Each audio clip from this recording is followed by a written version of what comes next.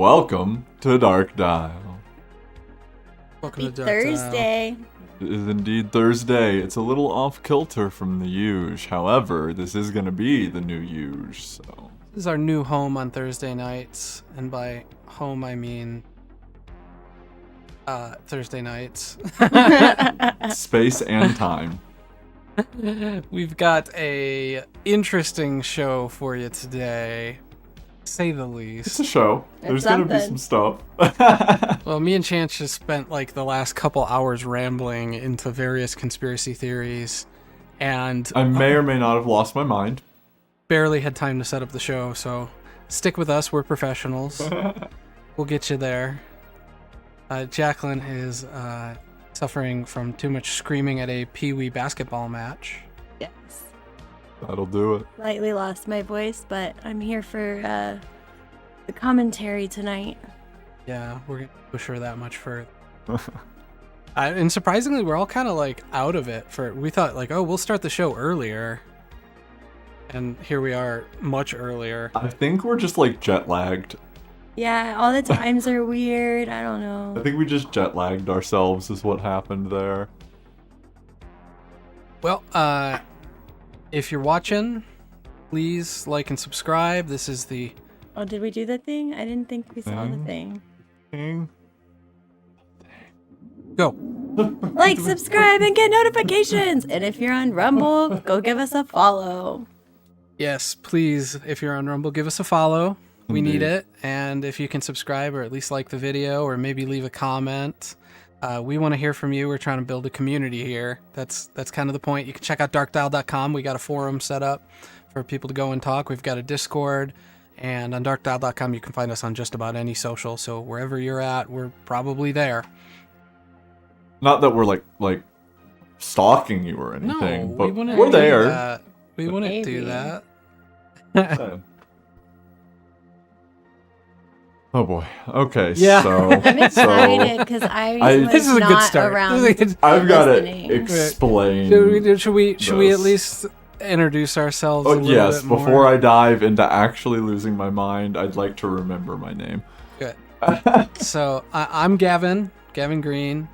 You guys, Chance. I'm Chance. Jacqueline. we I'm are Cryptic Dark Dial. J. Our powers combined.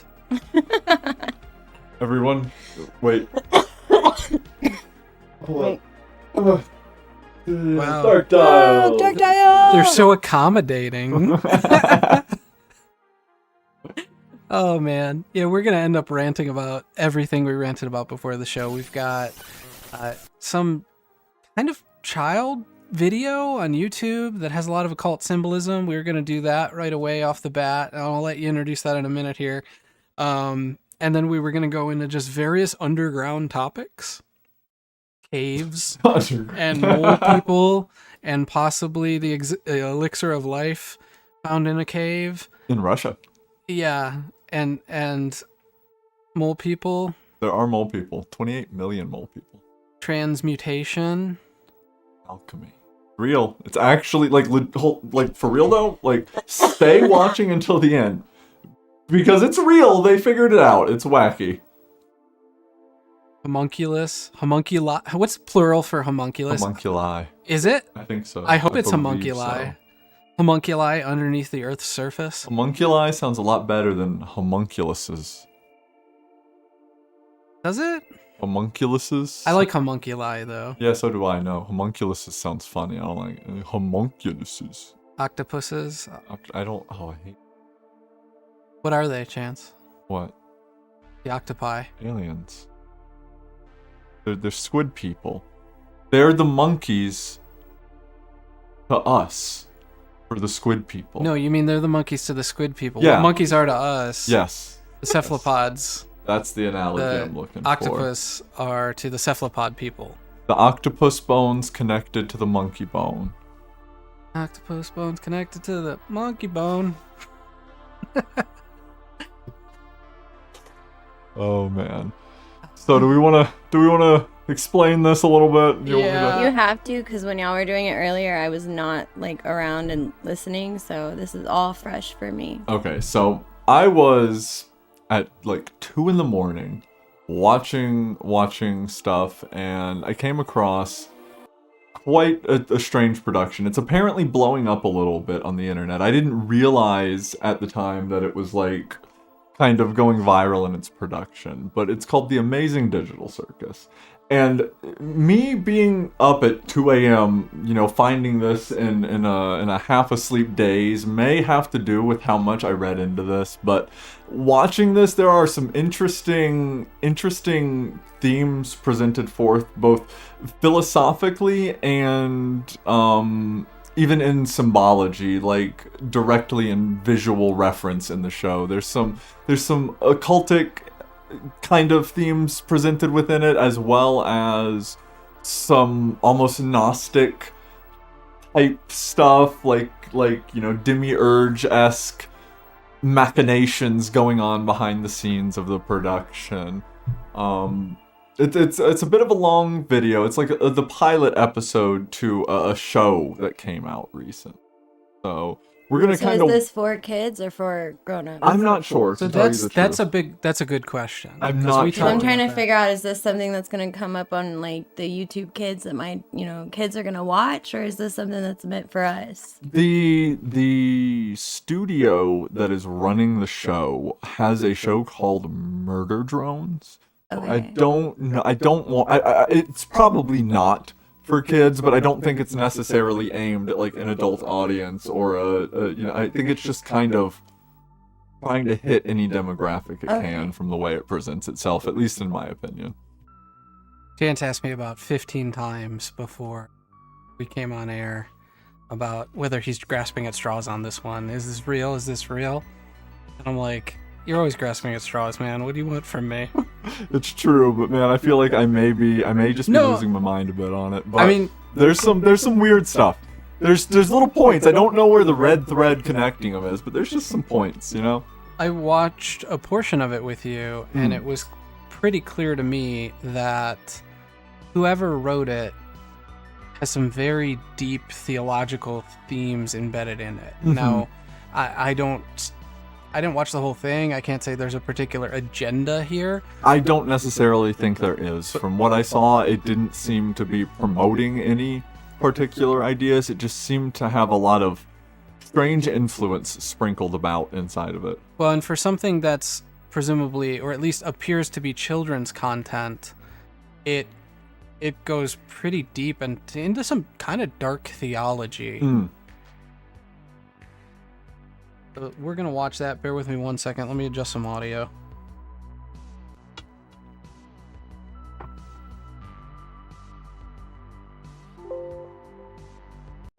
Sorry, you guys were very loud to me. Oh, I was kind of leaning in. No, it's not you. I had my volume way high. Gotcha. Whatever. Okay. Check it out.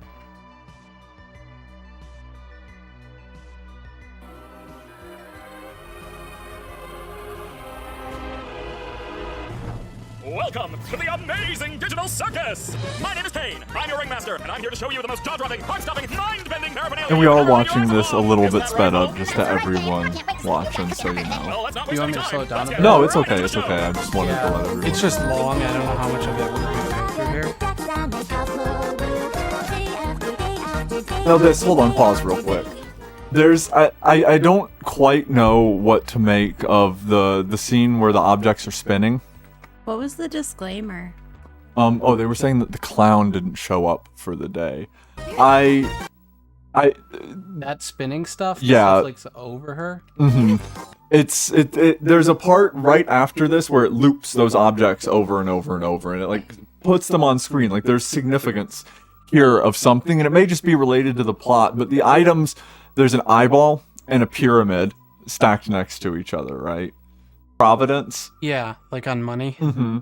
And so we've got like within 50 seconds of the show opening, we've got some connections to be made going into some pretty ancient. The Eye of Providence is, I want to say, I don't remember the symbol if it was cuneiform or what it was, but the Eye of Providence is a combination of three symbols. It's the Eye of Ra, or it's there's a sun symbol that sits underneath the Greek letter delta, and inside of that sits the Greek letter omicron, and that creates the Eye of Providence. The Eye of Ra is similar, but it isn't quite the Eye of Providence. Like the Eye of Ra, Eye of Horus, Egyptian, like very common Egyptian symbols. I can't speak to. A lot That's of what people I'm actually about. say this is related to the pineal gland in the brain because that, the yeah. pineal gland, the way the cerebellum connects to it, is shaped very similarly to the way that this is laid out symbolically here. This is in so many movies we've watched in the last week. Well, yeah, we've been watching a bunch of like Halloween anthology films because that's like that's a grand tradition around Halloween. Stuff like Trilogy of Terror, Tales from the Crypt has a movie. Tales from the Dark Side has a movie. It's 3 stories. Trick or Treat, all of these, and in a lot of them, the stories do show, the Eye of Ra or the Eye of Horus, That's interesting. and not just in like the Mummy ones either. No, it Because was you would like kind of throughout expect most that. of like the stories. There was something to do with the eye. Yeah, I would expect that with mummy stuff, but it was all sorts of like mystical, magical books it was on in stories. So I mean, ancient Egyptian thought. I mean, when we talk about the ancient Egyptians, we need to really talk about what we mean when we say ancient, because they are, like, a lot of people think ancient and they'll think medieval times, or they'll think, a little bit before that into like the Enlightenment era and things like that. But ancient Egyptians were like pre-Christ in the Bible timeline wise, like BC. They existed a long time ago, and their thought schools have permeated a lot of mystical thought schools across the world. You can see Egyptian influence in things in a very wide breadth. yeah, I mean, we could go deep there because that is how ancient is Egypt Yeah, is the question. I'll tell you what, the Egyptians, they just found the pyramids there.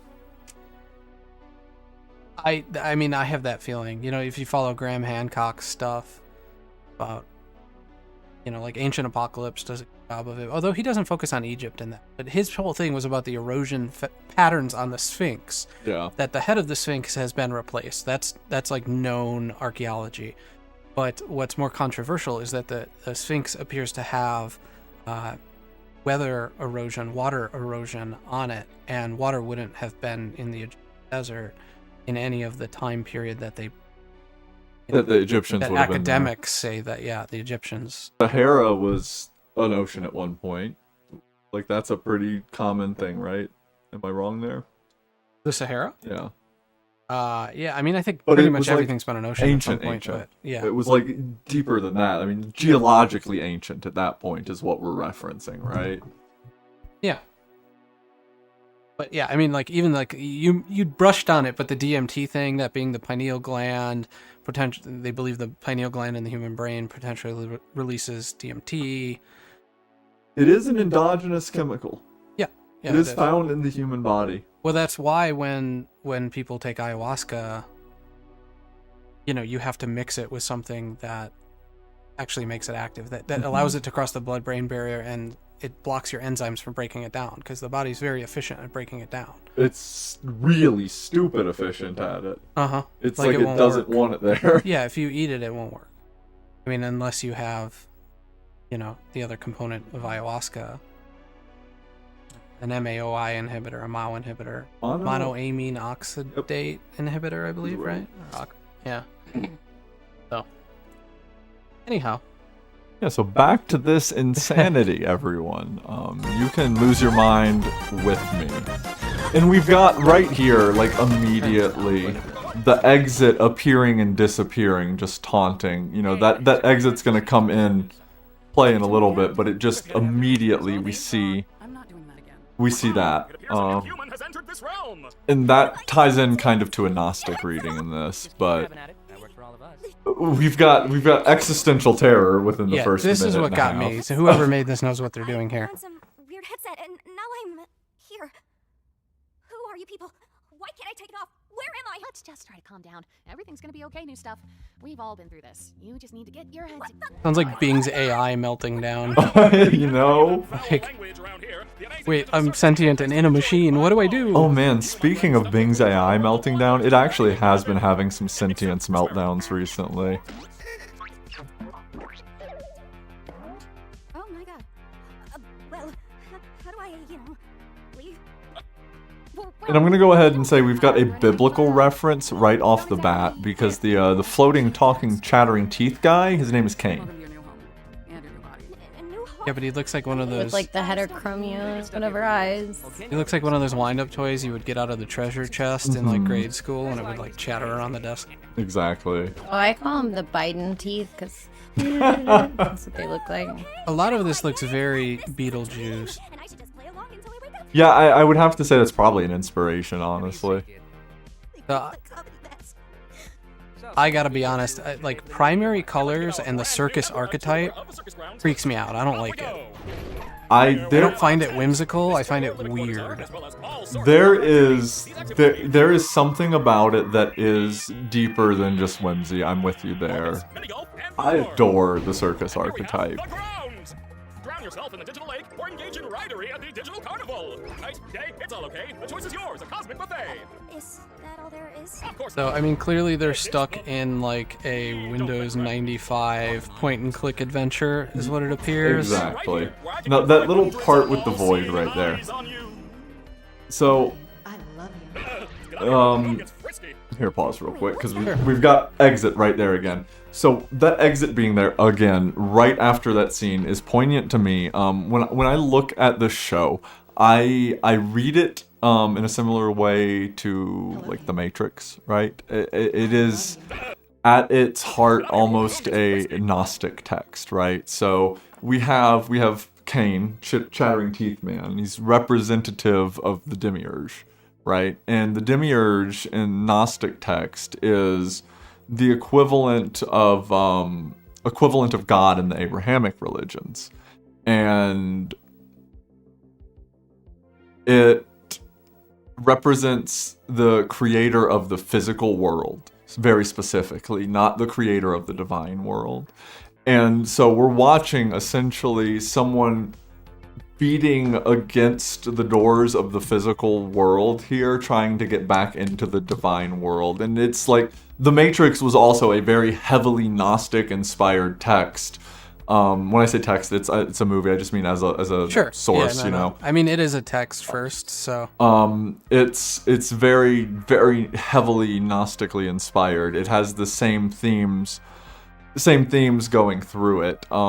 This Gnostic idea that we're all angelic beings trapped inside of the physical realm. Yeah. And animal that, bodies. seeing that in a show like this, man, in something this like, whoo, right, that is such a deep, like The Matrix, it makes sense. That movie is philosophically super, super heavy. But seeing this and being able to concisely and succinctly pull the same reading out of it, like I'm watching the same philosophical beats from The Matrix happen in front of me right now, it just baffles me. Why is it in this? Yeah, like a children's style animation isn't the vehicle you would expect for that. Sci-fi, sure. Sci-fi's full of that. Play? Yeah, let's go ahead and watch a little bit more of that. Wait, what's that? And okay, we can pause again really quick. Oh yeah. Yeah, I want you to talk about what you were telling me about this earlier. Sure. So, and I'm probably gonna misquote this because I haven't. You showed this to me like an hour before we got on air and decided to play it. But Terence McKenna had this idea that it was some sort of shamanic process when they were in South America looking for, and again, this goes back to weird DMT stuff. They were looking for some sort of ayahuasca or form of DMT that was rumored to exist. What book was it? It had like a really long title, like Speculations on UFOs and all sorts of stuff, like just kind of crazy Terence McKenna stuff. That makes sense. But it was his account of his adventure to South America in search of this rumored DMT practice by the shamans. And he ultimately gets sidetracked in the adventure, just like I am in his story right now, eating way too many mushrooms, which sounds like a very McKenna thing to do. And they thought they were harmonizing with like a particular frequency, and his brother Dennis McKenna like took way too much and borderline lost his mind. But he's still around. Dennis still talks. Yeah. Like he still gets on like shows and stuff. Yeah, doesn't I mean, he? like he is as academic gets. Dennis Yeah. McKenna. I have one of his books in the other room, but Sorry, not to derail. no, you're fine. He's kind of like, I don't know what I could compare him to, but compared to Terrence McKenna, Dennis is very analytical and like level-headed about things, whereas Terrence is very speculative and kind of boisterous. But he had heard there was some tale of shamans who at some point would spit some sort of black goo, like a black mucus out, and they could divine things with it. Some sort of very precious form of divination. And it was described as a tar that shimmered like oil.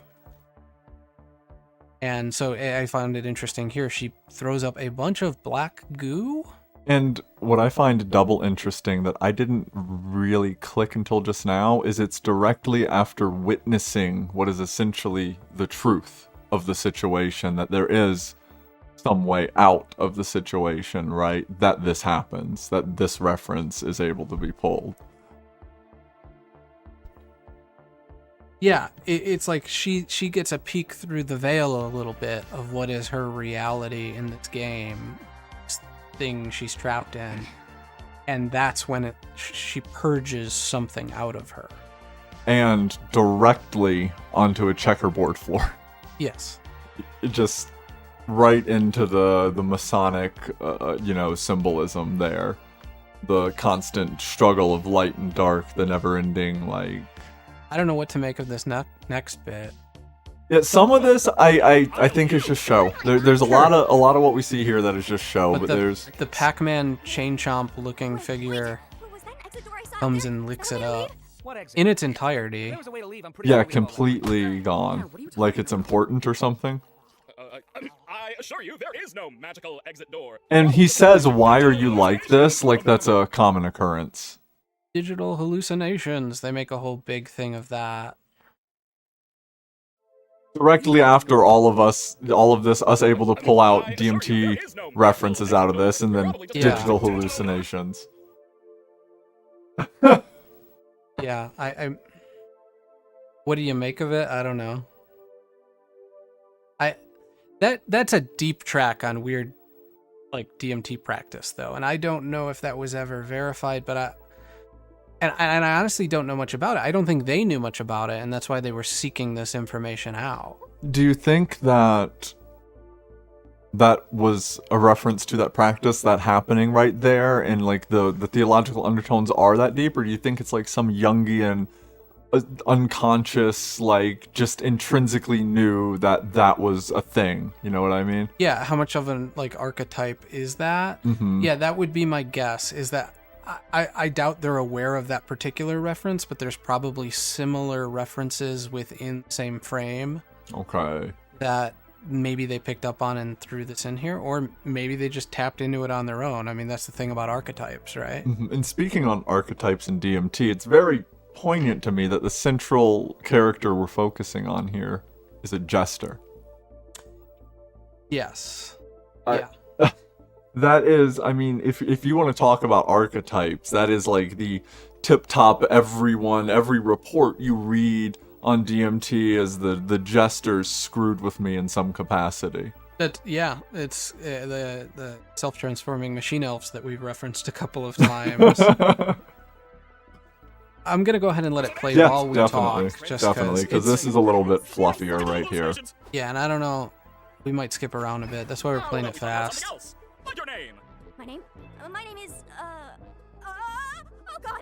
Why can't I remember my I name? find this interesting. Well, it's like ego Digital death. circus? One of the few things I don't have control over are Yeah. your minds. So all Yeah, I it's can help ego you death. with She is doesn't know who one. she is.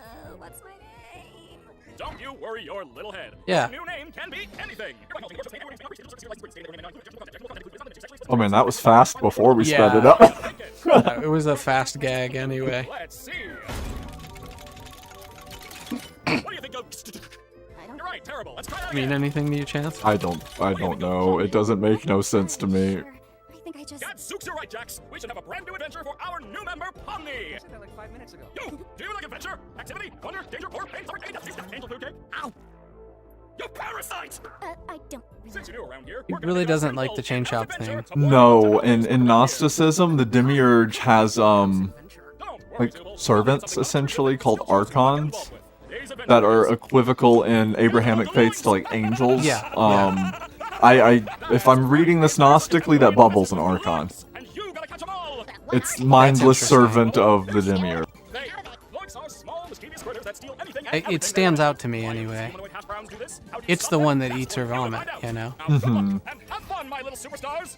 There's some interesting stuff in here too. If I want to keep reading this Gnostically, there's some parts a little forward that we'll see here in a moment where there are like the IKEA life drawing posable mannequin dolls walking around, and they follow like everywhere that the Kane character, the demiurge equivalent in this is, like they're kind of there as well, and that talks on like the hylic, pneumatic, and psychic Not really.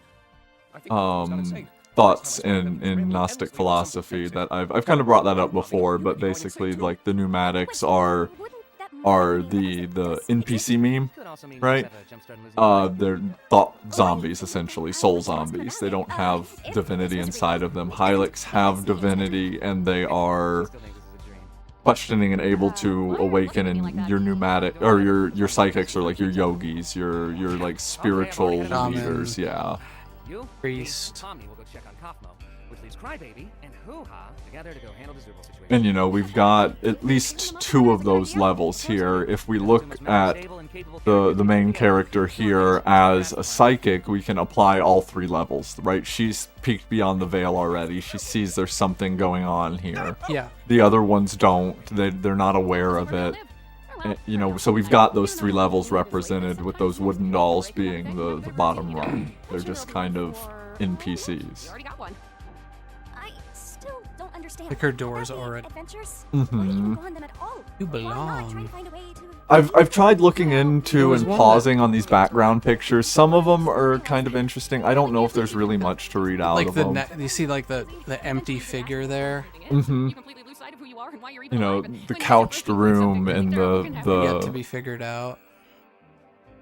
but that's not something Yet to we be do today. designed animal Anything else? body. Adventures give us Yep. something to do that keeps our minds healthy and stimulated. Thank goodness this is all a dream. Or inhabited animal body, I guess. And just constant existential dread Why are we the here? whole way What are through. we doing? We're Mhm. one of our friends. This scene.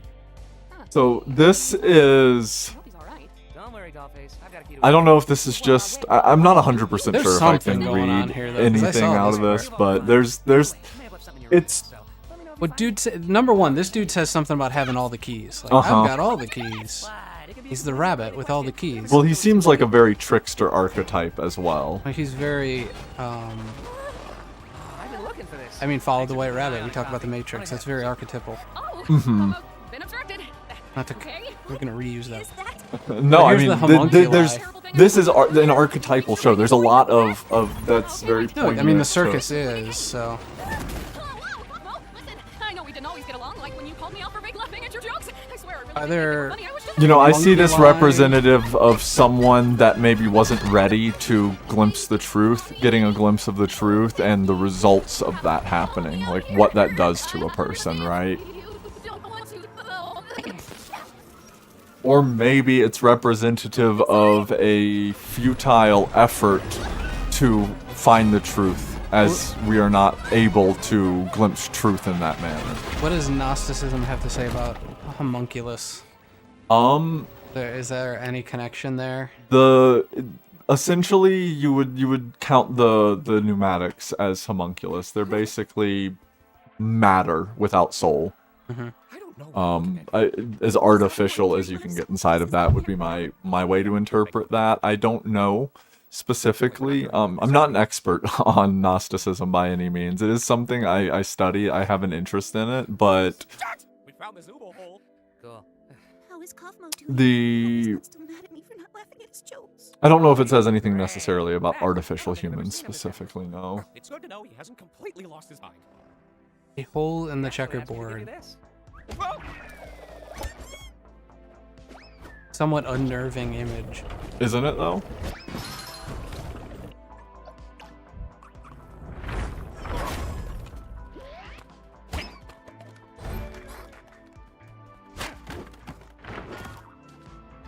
And the rabbit character, the trickster, is able to interact with, like, did you see that? Like, an effect popped up and he goes back and he's able to interact with it. That was your With what? right? When he ran through the bowling pins, a little spare VFX, like he was at a bowling alley, came up and he ran back over and he broke it. Like, he's able to interact, like this trickster archetype that kind of knows, he seems to know a little bit more. He's Yeah. able to interact with the simulation on a level that you don't really see the other characters doing in the... He's got a finger on what's going on Uh-huh. here. Okay, I'll get him. You just stay right there. Not that you can really move or anything. Just hang in there. I'll be right back. I promise. Cool. Oh, so Pommy. I'm sorry. Your first day here. The BTO. Terrible. I mean, Yeah, well, don't. it reminds me kind of like a Five Nights at Freddy's stylized horror. you A little know? bit, yeah. Like, it has this bend towards children's aesthetics, but the underlying thing happening here is existential horror. Existential horror, yeah, exactly. It's not just like jump scares and... I mean, this, I don't know if there's anything to make out of this, but this is just like the abstract things being presented here are out there, man.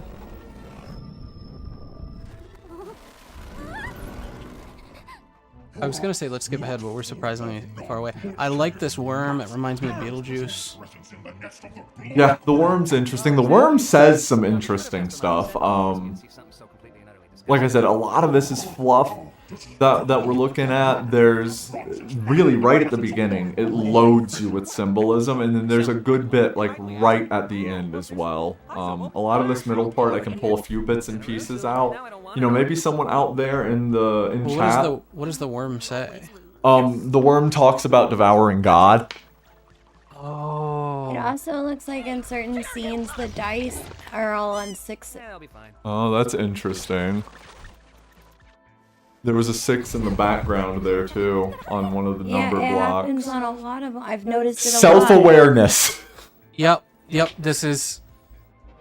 No, whoever no, did this knows what they're doing. They're playing with existence. Barrel of monkeys. The classic toy. Isn't it though? I used to have a really big one. Where's Kane? Not like big monkeys, but it was just big and there were monkeys. And once again, third time he sees the exit, you can go in it. 3. What you 3. like? The barrel was big. Like you had a lot of monkeys in Yeah, the barrel. it was a lot of monkeys. in Okay, there. I had to unpack that. Sorry. I needed to know. I needed to know. And now she's stuck in just an office. Endless office maze, right? Like the back rooms. Yeah, basically. I think that's what that's playing on, but I don't know Wait, if that's... Is this guy gonna do the thing? Yeah, this is... You realize that everything must be gloinks. I am gloinks, you will be gloinks, God will be gloinks. This is dumb and weird. What? like, I like how the rabbit goes, this is dumb and weird. That's actually pretty funny. isn't it? Like, what is that? Why? Thank God you're Everything okay. will be gloinks. Experience a game show. Talking about devouring God is like... Yes. That's such a... You know, the last time I saw something talking about devouring God, I was watching Full Metal Alchemist Brotherhood, and I don't even need to get Right, into... well, and again, homunculi and like weird, yeah, transmutation. Like, Ladies first. No, wait, why would I say that? the themes here just run way deeper than they need He's to. not even here? Wasn't this whole thing for her? Be quiet. I can't hear Is you. this symbolic of maybe a universal, like, unconscious awakening to these kinds of ideas, right? Well, and This did blow up to virality. 58 million views this has right now. it presents them all at a fast enough pace where I'm barely able to get my thoughts together about it. Mm-hmm.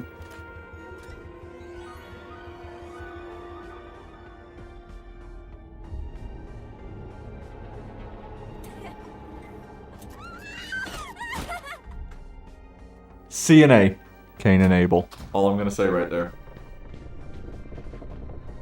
That is what that's a reference to. And this is, boom, you're in the pleroma now. The space between spaces. Uh-huh. And the door handle was a cross. You know what I absolutely adored? If you've seen the old Mario Brothers movie and the new Mario Brothers movie, they, you know, when they go into Mario Land, they... We've got, sorry, No, you're fine. just to point this out. We can pause real quick if you want to get into that, because it's going to be rapid fire from here to the end. Okay. No, so what I was saying is the old Mario movie and the new Mario movie, I mean, I love the old one. I think it's like a dark, gritty fan fiction version. And it's goofy. They didn't have a lot of canon to go off of, so it goes in a direction with it. But in both of the movies, they have that. They have the space between spaces when they go from the real world to Mario World. And you know, in the original one, and in both they're like falling. Yeah. You know, they enter a pipe basically, or well, in the new one they enter a pipe, and in the old one they enter essentially a portal in a cave wall. Okay. But they fall. They have this falling experience through the space between spaces before they get to. I feel like that's pretty archetypal too. Yeah, it is. Yeah. Like, absolutely. Okay, so hold on real quick. We have a unique opportunity here. We have a unique opportunity as a show that likes mysteries and both has a phone. We should decode that wingdings and call this number. Oh. I don't know. I'd have to find all those symbols. I'm not prepared for that. It would be. I can't copy paste it. That when we go on intermission, you want to make that a little mission? We can try. Yeah. I don't know. Are those actual wingdings? That's wingdings.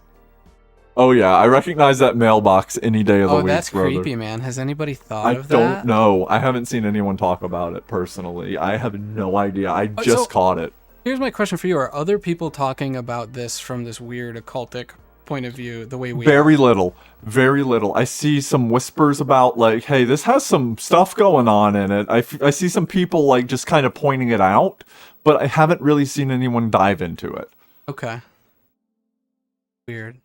And when I say I see some people, I don't mean like I've watched videos where people are pointing this out. The videos that exist on this right now seem to be related to the plot and like what's gonna happen. Do you want to take a next. quick picture of that? Take a I don't know screenshot how maybe. I'm not doing that right now. Do you know how many windows I have Here, open? I can take a picture of I can it. pull it back up. Please no. Yeah, we can pull it back. Okay, I got it. We'll but try to decode that phone number, and if we can get an actual number, we'll call it live on air. 100%. Yeah, I after would, the I would break. love to see what's up with that. So if we rewind just a teensy hair on the rewind here. How are you calling? You can't be calling it. What are you I wanted to doing? see if I could. How would you Decode call it? this? Yeah. I mean, I would have It called took on. to like a weird 1-800 number. I don't know. We'll have to try to decode it more. How did you try to decode it? I was just trying to spell out what I thought it would be on the thing. Yeah. No, so like Wingdings is an actual character set on computers, Okay. and those translate to actual letters or numbers All right, we or gotta symbols. figure that out. They translate to ASCII characters, which are like keyboard characters. So we can try to figure that out, and we'll call it from the Dark Dial line. So. And we might get to order a Wacky Watch live on air. Yeah. Okay, if it asks for our credit card number to order a Wacky Watch, what are we gonna do? I vote not it. Okay. I will run to Dollar General and buy a prepaid debit. Live Put on- $20 on it. Live on the show. Yeah. I will. We can switch. I'll start streaming from my phone on Discord, and you can pull me up. I mean, it's possible, but I was just gonna use your credit card. I'm pretty sure I have it saved somewhere. Oh, the bad part I'm is joking. I think don't you think I have might. it saved. No, I mean, I've probably used it at some point for something, but I don't have it saved. Okay, onward. Yeah, wind us back just a hair. Oh, sure. Venturing out into the void. I mean, You're no. totally spoiled. What do I look like? No, go into the restaurant Restaurant. where they're sitting, where he's sitting, right there. Like just back, just a hair, just to like the. Oh yeah. He's so demanding. It's true. Don't steal my credit card. Rewind the video. Okay, pause real quick. We see him sitting in like a palace, essentially, dining around a bunch of The animal soul figure. zombies. Yeah, exactly. Soulless bodies. That's what I was gonna say. The animal body, unoccupied. We see him and the Archon. Basically, the Demiurge and the Archon are sitting there surrounded by what are essentially their, like... So you know a lot more about this than I do.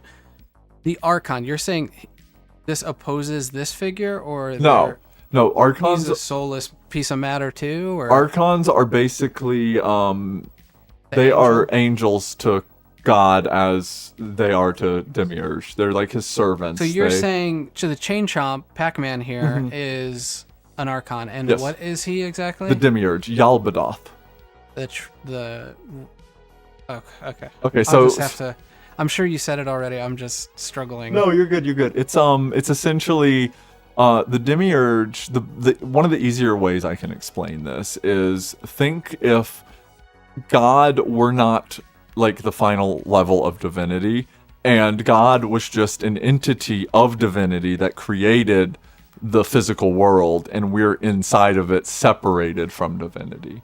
Okay. And God is just like one aspect of divinity, and that's what the Demiurge is, just this one aspect that wanted to create its own, and it like pulled a little bit of divinity out, threw it into the physical world There's it kind created. of a polytheism.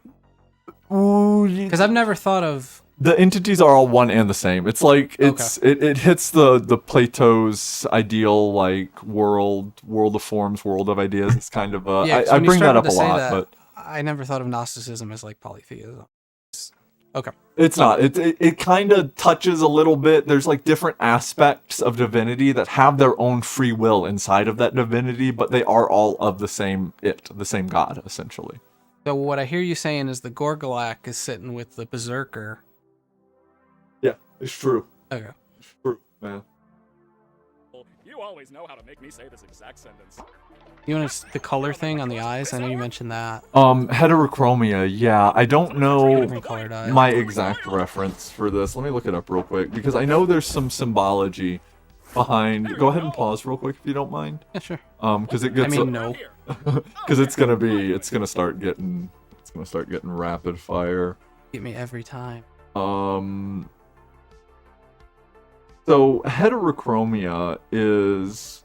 Eyes in general play some significance in the occult, and a lot of people like lend eye color credence to the occult. Like you have indigo children with purple eyes, and you have the black-eyed children, right? You have eyes like coming up a lot. My in daughter that. has the one brown eye with part of the blue. Mhm. Yeah, she has like a partial heterochromia. Like there's a spot in her eye that's clearly a different color. So I thought so. Sorry, I wanted to make sure what I remembered was what I thought it was. It's got like, it has reference to like witches and witchcraft, Okay. and essentially like it's a process that like changes. Like as you get into witchcraft, it's something that is prone to happen to you. And it signifies that you may have had like witches in your bloodline as a generational kind of magical curse, essentially, that has passed down, because you see heterochromia passed down through generations typically. Burn the witch. Burn the ash and bone. So that's what that was. I just wanted to make sure that I had what I was talking about straight there. Kane! Kaufmo went through a sort of cough-mosis and abstracted! Kaufmo abstracted? Why didn't anybody tell me? And into the Extracted. cellar you go. Isn't that the term they use in the Matrix too? Yeah, something like that. When And they he come out just of the throws him pod? into a cellar full of those things. Like, this has just been going on and on and on. Like, this is a cycle. And I'll tell you, Like the the dark Ouroboros is a abyss. Gnostic symbol. I just want to see that again. Abstracted? Why didn't anybody tell me? And into the cellar you go. Weird. Can't believe Kaufmo I'll just give up. Weird. Isn't it? I always thought you would be next. Thank you. Guess it just goes to show you can't rely on Kinger for anything. I am in so much pain.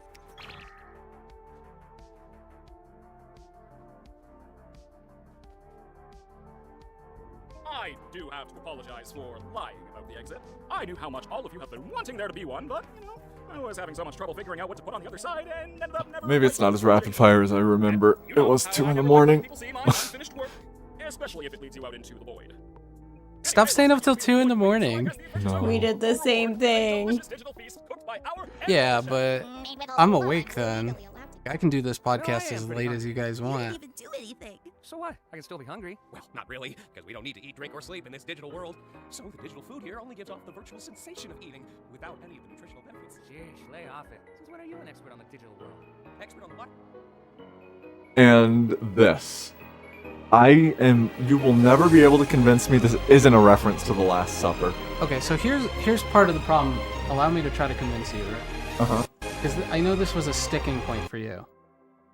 She's not in the middle of the table. No, she's not, but it's a reference. It doesn't have to be exact. You have the rabbit leaning up, right? That's a pose. The guy right Yeah, next to they're Jesus is leaning posing. on him. This is a reference to the Last Supper. She is like the Messiah figure inside of this world. She's seen beyond the veil. She has the knowledge. She is there to, like, shepherd. Go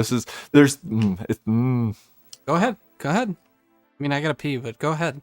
No, I mean that's kind of what I'm getting at. She's like, it's like, it's. What did they say right before it though? She'll never eat or something. Like she's digital, so she'll only eat be a right certain back. amount. Oh, they were talking about like it's a simulation basically. Okay. So eating is fake. You don't need to eat. You don't need to sleep. You don't need to drink.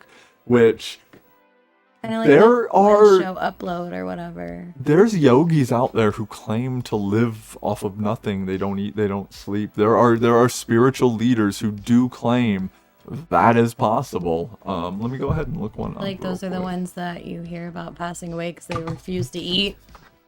Weird Hunger stuff. strikes, right? I watched some kind of movie on that not long ago where she was like pushing people to go to this weight loss clinic and Yeah. do these weird operations and stuff, and he ended up dying like right after she got out of prison because she was like doing it to herself. People were losing weight, but they were dying. Oh God. Huh. And she was turning it into like a religious thing.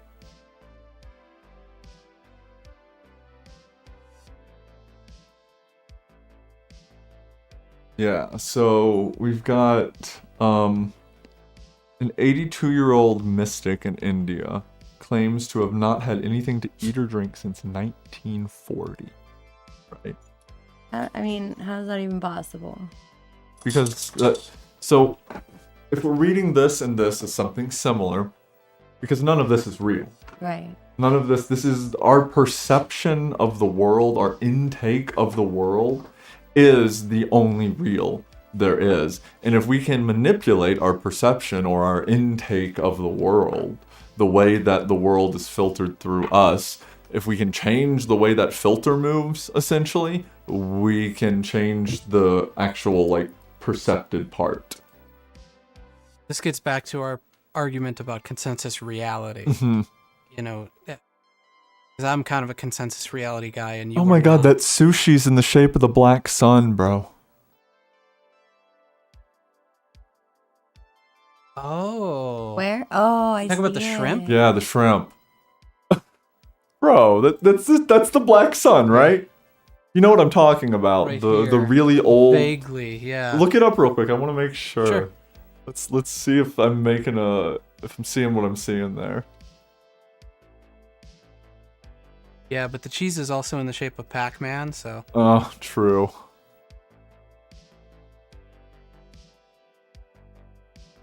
Now, this has some rough connotations in modern times, but the symbol is significantly older than those connotations lend themselves. This symbol's been found around the world, in various shapes and forms, like with those 90-degree turns as well. It's not just like one or two places. It's been seen the same way the spacemen, like, Wasn't it used in Nazi symbology? It though? was in like esoteric Nazi Yeah. circles and stuff like that. It was a lot of times in reference to Hyboria and like Agartha and the Hollow Earth is kind of what it's referencing.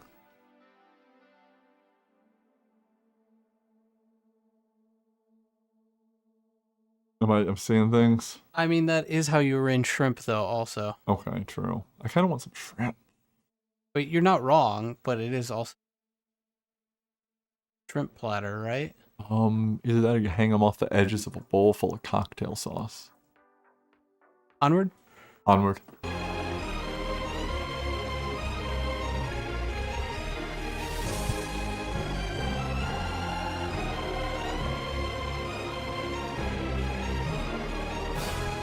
After having glimpsed the truth and unable to do a thing about it, she has lost her mind.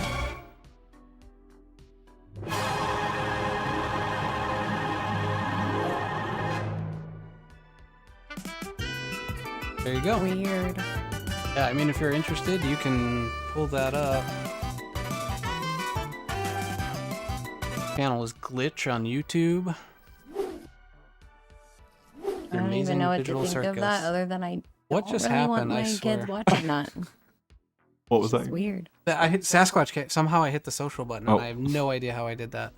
Yeah, so that was I don't know. It's a little rapid fire at the beginning with a lot of stuff, and there's some like themes carried throughout. What do you guys make of that? Am I making sense? Am I pulling something out of that? There's No, definitely some kind of imagery that they want you to see, like maybe subconsciously.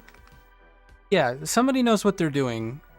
Somebody is attempting to either recreate or create that message. It's there intentionally, I guess, Yeah. is what I'm saying. There's an intent there. I don't think there's an agenda necessarily, as much as it is I mean, at least from this pilot episode of it, it's an art piece, you know? Yeah. It as an art piece, it's interesting, man. The fact that there's so many like archetypal things pulling through, and when I say archetypal, like Jungian archetypal stuff, the jesters, there's the checkerboard flooring, there's theological references to Christianity and pre-Christianity. That is some deep stuff to be just throwing out there. It's deep. There's no doubt about it. I don't think it's part of any sort of secret cabal or anything weird like that, but I'm surprised you say there's not a lot of people out there analyzing it. Not in the way that I'm thinking like we're doing. No, there's a lot of people looking at the plot of it and looking at where we think this show's gonna head. What's gonna be in episode 2? Who's the villain? Right? But there's only been like some whisperings and some kind of light pokes on the edges of the internet about. I'm gonna say right now that show cannot keep up that momentum. You cannot keep up that level of depth. 8 million You might be views able to make already. a small mini series on YouTube like that, but you're not gonna. I don't mean the view count. I just mean that kind of intensity in its message isn't a sustainable thing. I That get was, what you're saying. again, that's an art piece. Somebody put that together very intentionally and carefully. And I don't think you can recreate that for like a 6-season long Nickelodeon show. Probably not. No. It's a 1-season miniseries kind of thing. I'm with you there. If you want to keep that kind of messaging and not have it just Honestly, be fluff. It's a 1-season miniseries that you end up being disappointed in the ending. Because how do you end that? I don't know. I don't know because I mean the cycle just repeats itself. That's the whole gig, right? How do you end something like that? I don't know. Fun show as a show as well. I enjoyed it as just kind of a psychological little comedy. Well, while we were talking, I did open calls, so if you want to call and talk to us, 857-323-3425. That's 857-32-D-dial. dial? You can go to darkdial.com, hit the call now button if you're on your phone, or if you have a phone app on your computer. And if you're a CIA agent on a burner phone that only works once and then blows up, waste that one call on us. We want to hear what you're up to. Oh yeah. I like. It's funny that I always say go click the call now button. Like, just dial it. You're gonna have everyone accidentally opening Skype on their computers. Well, you can check out darkdial.com. You can find everywhere we're at on our landing page. And we're a lot of places. We're everywhere you're at. And if you are watching and you like us analyzing, actually just do us a favor and subscribe, whether you like us or not. That was garbage entertainment. Just do it. Do it. Do it now. Just follow.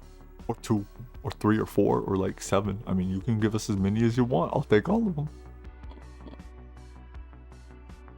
them. I need this video to wake up my brain. I see you. Goblin creature under the table. The goblin has sneezed.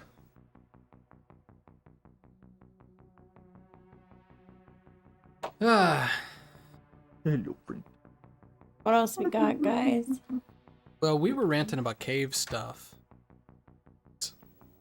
Jacqueline and I have been watching a podcast, Dive Talk, if you want to check them out. But they're just scuba divers, basically.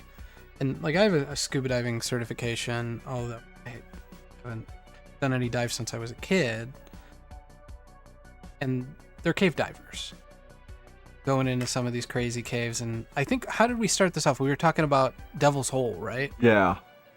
Sure enough.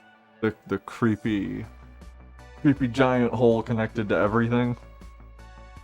Yeah. That everyone seems to die in.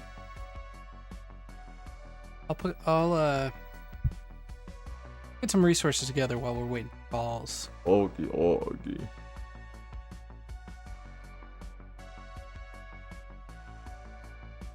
Oh, friend. Oh. You're such a goofball.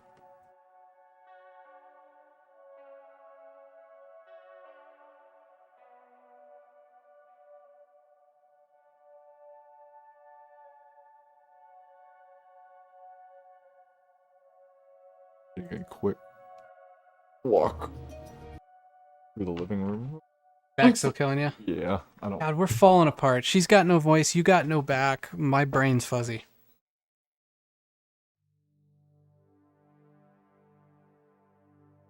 You're good. I have a voice. It's just a little scratchy. I mean, I like when your voice is scratchy, but not but when you were like screaming all night. At children, what is wrong with you? It was a great kids game. It was very intense. Coaches getting kicked out, parents getting kicked out. But we won. Accusations of racism. Yeah, that was a little crazy. Welcome to Pee-wee basketball. It's intense out there. Oh yeah, that's insane. It was a really good game though. Like, those kids played hard.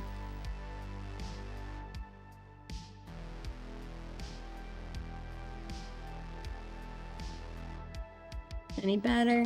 Oh, maybe. Bear and me do not get along.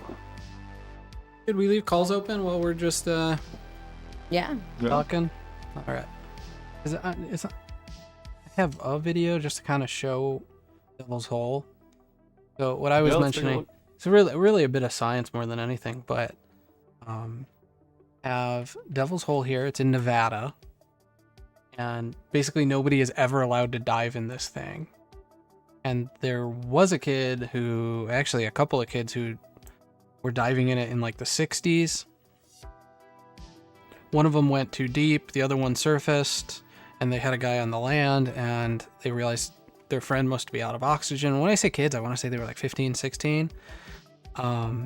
So they go and get help. The guy that they get to help them has experienced diving in this particular cave.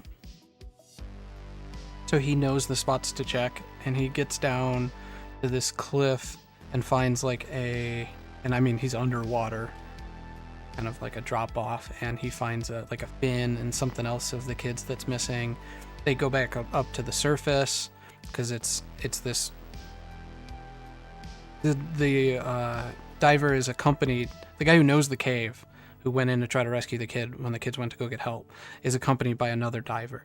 They find the fin. They go back to the surface. They verify with the other two kids that it is their friend's fin, and then they go dive again. And they get down to basically was at the time thought to be the lowest bit of this cave, and he notices a hole in the center of the cave, or not in the center, but in the floor of the cave, and approaches it. And as he approaches it, he feels it sucking. It's a siphon. It's sucking water down. So he braces himself, stands back, and takes out a rope that he would use to check the depth of certain areas of the cave. And so he starts putting his rope down, see if he can find the bottom. 937 feet. Now, granted, this guy's already like 300 plus feet underneath the surface, and it went 900 feet.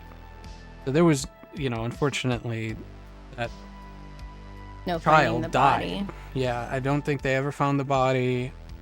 He was gone. Just unfortunately gone. Or maybe he's living his best life down in the underground cities. So, to give you some perspective, world records for diving, like scuba diving in terms of depth, I'm in somewhere around 1,100 feet. Until you get in like commercial diving, but that's a whole different ball game because you take essentially a vehicle down. But that's scary. Puts you in a big pressure cooker. We're talking about Devil's Hole being deeper than any scuba diver's ever been. Yet alone in a cave. Now, the weird thing about it, too, is that it's 92 degrees Fahrenheit, the water. Oh, Because you can't even wear like a dry suit. You have to wear like something, thinner. Like You can't even wear a wetsuit. A dry suit, you cook. You can't even really wear a wetsuit because it's like diving in a hot tub. That is insane. Now, granted, all this is underneath basically Death Valley in Nevada. How is that water that hot? Good question. Maybe it's under the desert. Maybe it's because it goes that deep. So what they had discovered was that at a certain point there was an earthquake somewhere, I think it was in southern Mexico. 2,000 miles away. Yeah, very far away. And it pushed seawater up into Devil's Hole. So I think there's a connection to the ocean somewhere. and there's two Devil's Holes there.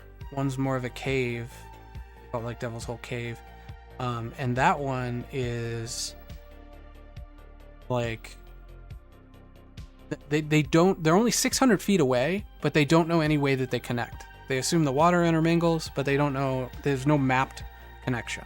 But there's only been maybe a dozen divers down there ever, and part of that is because of this protected species of fish. Oh, look at him. Upfish. I love him. Apparently that's the only place they are anymore. He looked like he go bloop. The only place they ever were. They evolved in that environment, in this 92 degree water underneath the desert. Like a tropical cave fish. What's killer about the entire thing is just possibility. I mean, like, this thing connects to one of the largest aquifers. The idea in the United States. We're talking about like hollow earth theory here. If hollow earth was underwater, and I mean, this thing must span, God knows what's under our feet right now. Yeah, if that thing was pulling water down, that must mean it was opening into a cavern with air in it, right? Like if it's siphoning water out of that hole Yeah, somewhere. there's gotta be something. Yeah, is that just a waterfall inside a hollow earth? Both of you are terrible on your mind. I'm sorry, it's my voice. Yeah. What are you asking me? So if that hole at the bottom of the cave is siphoning water, right? That obviously means it's pulling from high pressure to low pressure. That would indicate to me that there's like an open cave underneath that hole. And Not that's just a necessarily. I mean, the water waterfall. can be different pressures too. Different temperatures, different pressures. could move. A siphon doesn't mean that there's air somewhere. But what if it did? This is some footage from a few of the elite divers who were allowed to dive in it as part of another science team. With special permits. Well, only they got didn't a have the certain amount of permits. The time. science Yeah. team did. They could only go a certain depth. It was like 300 feet, I think. They wanted a sample from like 300 feet. 330 feet, I think, which is, I believe it's 9 atmospheres. Pressure. 330 feet it's pretty deep. That is not somewhere you on a regular compressed air. I believe the guy who did it with a rebreather, showing like calcite formations on. Caves make me feel some kind of way. They're freaking awesome. I would not have the guts to do it. I couldn't. Yeah, not like this. There's some holes that they can barely like squeeze through. Like the thought. These people are pretty badass. So they filmed this and put it in IMAX theaters as part of a larger thing about. I believe the title of it is Ancient Caves. I don't know of any way to watch it outside of the IMAX. I looked around. I couldn't find it, but this is some of their... This is in Devil's Hole. I mean, it's so crystal clear, but one thing you gotta realize about cave diving is it's so easy to kick up silt and then zero visibility. Well, you should be diving with a line. Not attached to you, but near a line so that if you can find that line, you can find your way. They had lines in the cave, but they were not sure, whether they were serviceable anymore.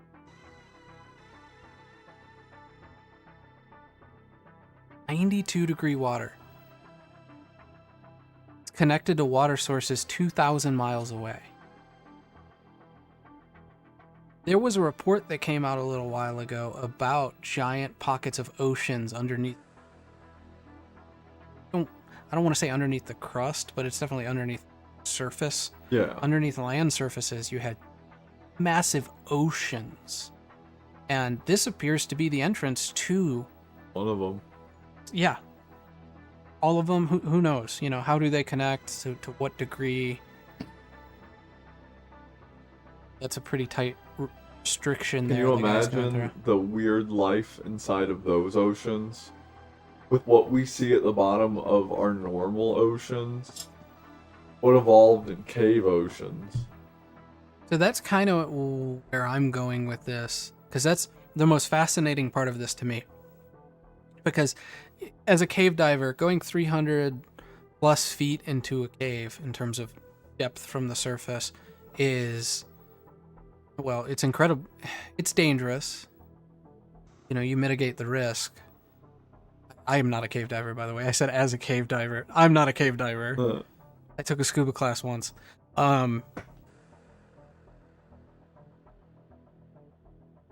What sort of life, like this particular pupfish that I showed earlier? What's it eat? Protected. Good question. I don't know. I don't know a lot about it, but it's the only place in the world they exist. So what other kind of life could have evolved in the darkness of these flooded caves millions of miles beneath our feet? Octopuses. And some of them Sweet have so people. many restrictions now, you'll never get to the bottom. I think the cephalopod people? Well, restrictions are not. They're basically impassable. If there's connections from these caves to the ocean, like the actual normal ocean, then yeah, it's squid people. They go underwater and then they run into their underground caves. That looks like surface, what? Yeah, he's coming up to the surface in the cave Oh, okay. at the entrance.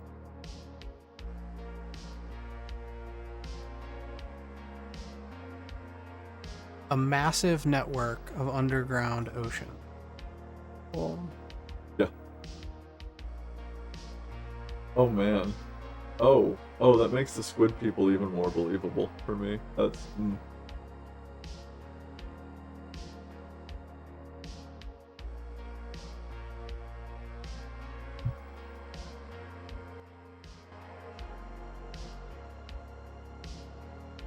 about it for video. I just wanted to. Well, it's definitely interesting.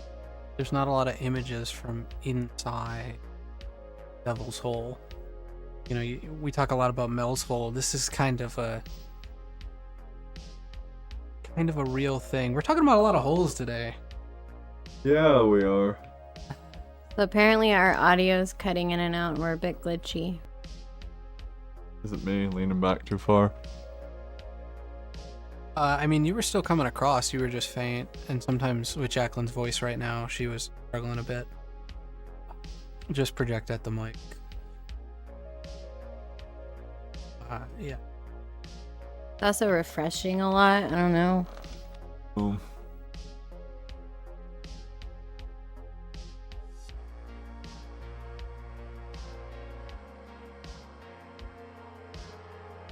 Appear to be okay on our end.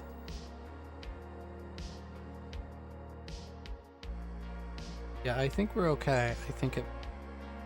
Phone there, Marty. Although signal around here has been weird the last few weeks. Like, just straight up weird. Mine Just shut before we off 3 started. times yesterday. Just before we started, I noticed my cell phone signal went way down, and it's never... I mean... It's never down that low normally. It's weird. That's interesting. We're getting cyber attacked. You can't say that's interesting and yawn at the same time. Look, it's interesting, and my body needed more oxygen to process how interesting it was. So it was an efficient, quick way to make my brain more active. Okay. I mean, that's all I got about Devil's Hole. And those are facts. None of it's like speculation. It's connected to a massive network. It's an aquifer at a minimum. I mean, we watched that other case, though, about the military trying to work on keeping people down at the bottom, you know, like underwater levels for a certain period of time. And some tragic stuff happened there, too. Yeah, I think what you're talking about is saturated diving. Yeah. Where, effectively, when you go underwater, your tissues get saturated with nitrogen. And if you surface too quick, you get the bends, which is basically that. And I'm not an expert, but that nitrogen expands the tiny gas bubbles that are in you at depth, expand as they come to the surface because air gets compressed by the atmospheric pressure underneath the water. But they were literally living under the water somehow. No, they weren't living under the water. What they do with these commercial divers who do this saturation diving is what they found is there is a point to which your body can't take any more nitrogen in. So you have as much nitrogen in your bloodstream as you could possibly have, all of your tissues. Nitrogen. And the problem with having the nitrogen in you is mostly that it has to get out. So if you have that much nitrogen in your tissues, you have to decompress as you surface.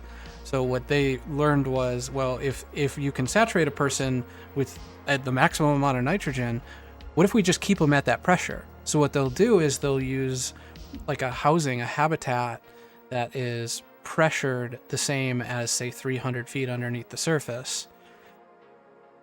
And there'll be a vessel that can be lowered down into the ocean or underwater, and they can go from depth into the vessel. The vessel remains at the same pressure. It's brought up to the surface and then connected to an airlocked habitat that they can enter and live out the time that they need to live out while they're doing the job that they're doing.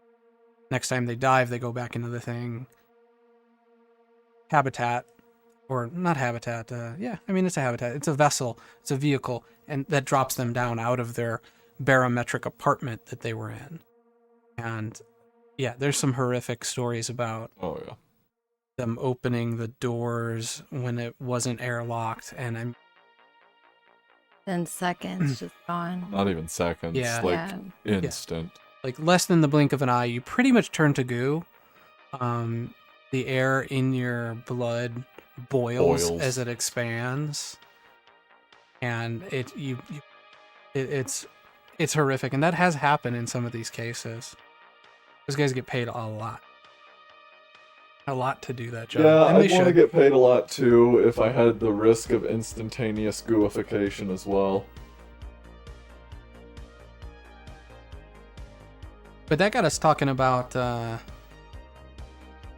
like Mel's Hole and. So Mel's Hole, you want to recite Mel's Hole? You probably know it a little bit better than I do. Oh, I don't know if I can recite the entire thing, but Okay. I'll do my best. Give them the TLDR. So, Coast to Coast AM, Art Bell, back in the day, had a caller. His name was Mel. Mel had a hole. You don't gotta go all the way into the weird seal thing. Oh, we can stop man. short of that. Just the general idea of what the hole is. Mel's hole was... Spoiler alert, it's a hole. It's a hole. It was a very, very, very, very, very, very deep hole that essentially this farmer or homesteader or something of that nature had found on his property. And he had gone to investigate it, and, you know, he had lowered stuff down in there and, couldn't essentially find the bottom of it. He had called in to Art Bell about it, and after his first discussion on the show there, the government ends up showing up, and they start making it very difficult for Mr. Mel to access his hole and be able to study it. I believe there was a family had been using it as like a junk Yeah, I think they were throwing trash into it. For years, but they had never, like, none of the trash had ever surfaced or anything like that. It just disappeared Just at seemed the to bottom. take anything you threw into it. It was like just an endless void of a hole. And yeah, there's some weird stuff with the baby seal, yeah, but that's kind of my rundown on Mel's Hole without getting into that stuff. Yeah, I mean, the seal thing's irrelevant. The idea is that there was this hole that possibly went to another dimension or some sort of underground realm. And we get into the deep borehole, the Cola deep borehole. Yeah, even, you know, there was the interesting explosion Yeah. in there. And, you know, that may just be natural gas, but... So it's in Russia, right? Or it was a Russian project where it's basically a reverse space race to drill into the Earth's crust as far as you could.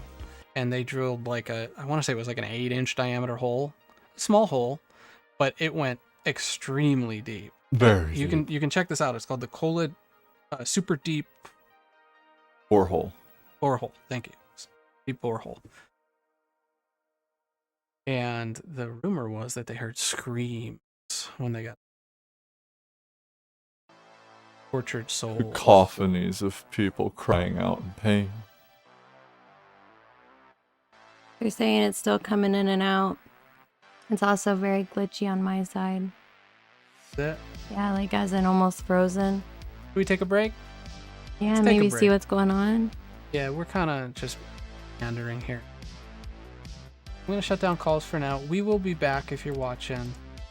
Take a break, see what we can do. Don't touch that dial. Don't touch that dark dial.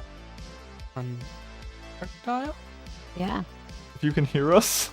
If you can hear us. Out there, and we'll be back in a bit. Few technical difficulties.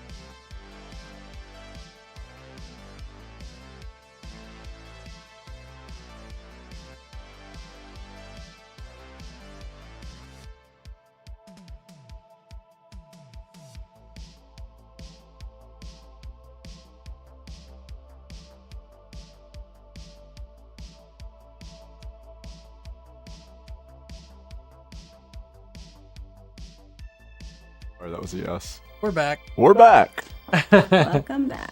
I think we got the upstream thing figured out, hopefully. Hopefully. So if you stuck with us, we appreciate it, and you will be rewarded with a better viewing experience. Hopefully. And we're fueled up, too, now, so... Or your money back. Yes, we'll earn all of your funds. Every bit of it. But only right now. Yeah, I think we got the bottleneck figured out, so... We just open calls? Yeah. Let's just open calls right off the bat. Before we do, though, please like and subscribe and follow. It's time for the thing.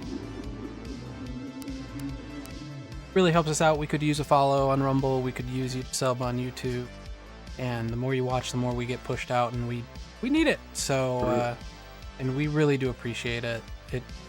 It helps our mental health in terms of putting in the effort to make this show happen. He be speaking the truth right now, man. Surprise thing. Oh God, I wasn't ready, but I think that was the point. Bam. He shot you down. Do it every time, man. Hit it right in the bullseye. Okay, calls. Let's open them up. Lines are open, 857-32D dial, 857-323-3425. Give us a ring. Let's ring. Tell us about your stories. The tin can line will be open eventually. We'll have the string nodes set up across the country. The infrastructure is... You could not believe the headache. The logistical nightmare of carting 20,000 miles of yarn without snagging it on a single branch. Let me tell you. The engineers told us yarn wasn't going to cut it. We were going to need to use copper wire, so the budget went way up. Yeah. Oh, that's like another 50,000. They said something about it could just be RJ11 phone line at that point, and I said, just do the thing I told you to do. Do we have Dave in accounting, like, actually correcting for this? You know the way Dave is. Of course he's correcting for it. Old Dave. But he's also ripping his hair out. Okay. He gets paid well. Said we blew the He budget gets on 2 peanut butter and jelly t-shirts. sandwiches a day. I mean, what more can you ask for? I mean, he's a house elf, so that's really all he needs. They're almost as big as him. A very small house elf. No, they're just really big sandwiches. You should see him operate the key.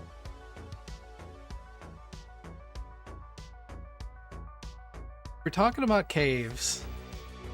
Cave Johnson? You were telling me about that fan fiction story. Oh yeah, no. I was know. Reading some spoopy story, you know, a little 3 edgy 5 me story online about how there's like, imagine if you would, secret tunnels underneath your feet at this very moment, hidden 10 kilometers below the earth, stretching from country to country. A shadowy group of people uses it to move around, but also, hidden inside of those tunnels, are 28 million individuals that have never seen the light of day. There's a reason why you have an innate fear of sunken eyes and sharp teeth on long, scrawny bodies that are too pale to be disproportionate human. Limbs. There's a reason, and it's them. It's them hiding directly underneath your feet. And I'll tell you what, the Cola Super Deep Borehole, the screams they heard on those tapes, those were not the screams of demons in hell. That was the screams of the 28 million individuals writhing around inside of those tunnels. Dante's Inferno. Sounds like Dante's Inferno. That's creepy. You got me on the, like, dysmorphic bodies and stuff. Ugh, spooky. There has to be a reason why that's like an innate fear. Why that like just freaks you out. Like Uncanny Valley sets in so fast. Because the Uncanny Valley is absolutely like a defense mechanism, right? It's to like evolutionarily, I would think it would be to alert you to a predator that is trying to mimic you, right? Like how some predators of certain species will blend in, like there's wasps that will, or spiders that will blend in with wasps and whatnot, and things like that, or wasps that blend in with ants. I believe it is. I read this book. Cover up. Yeah.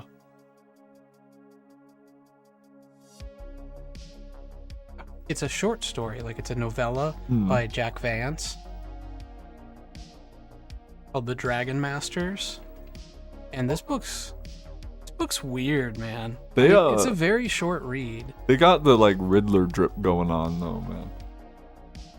The concept of the book is something like there's a relatively primitive society, like not terribly primitive, but you know, let's say 1960s level society, maybe less. Like retro-futuristic nuclear.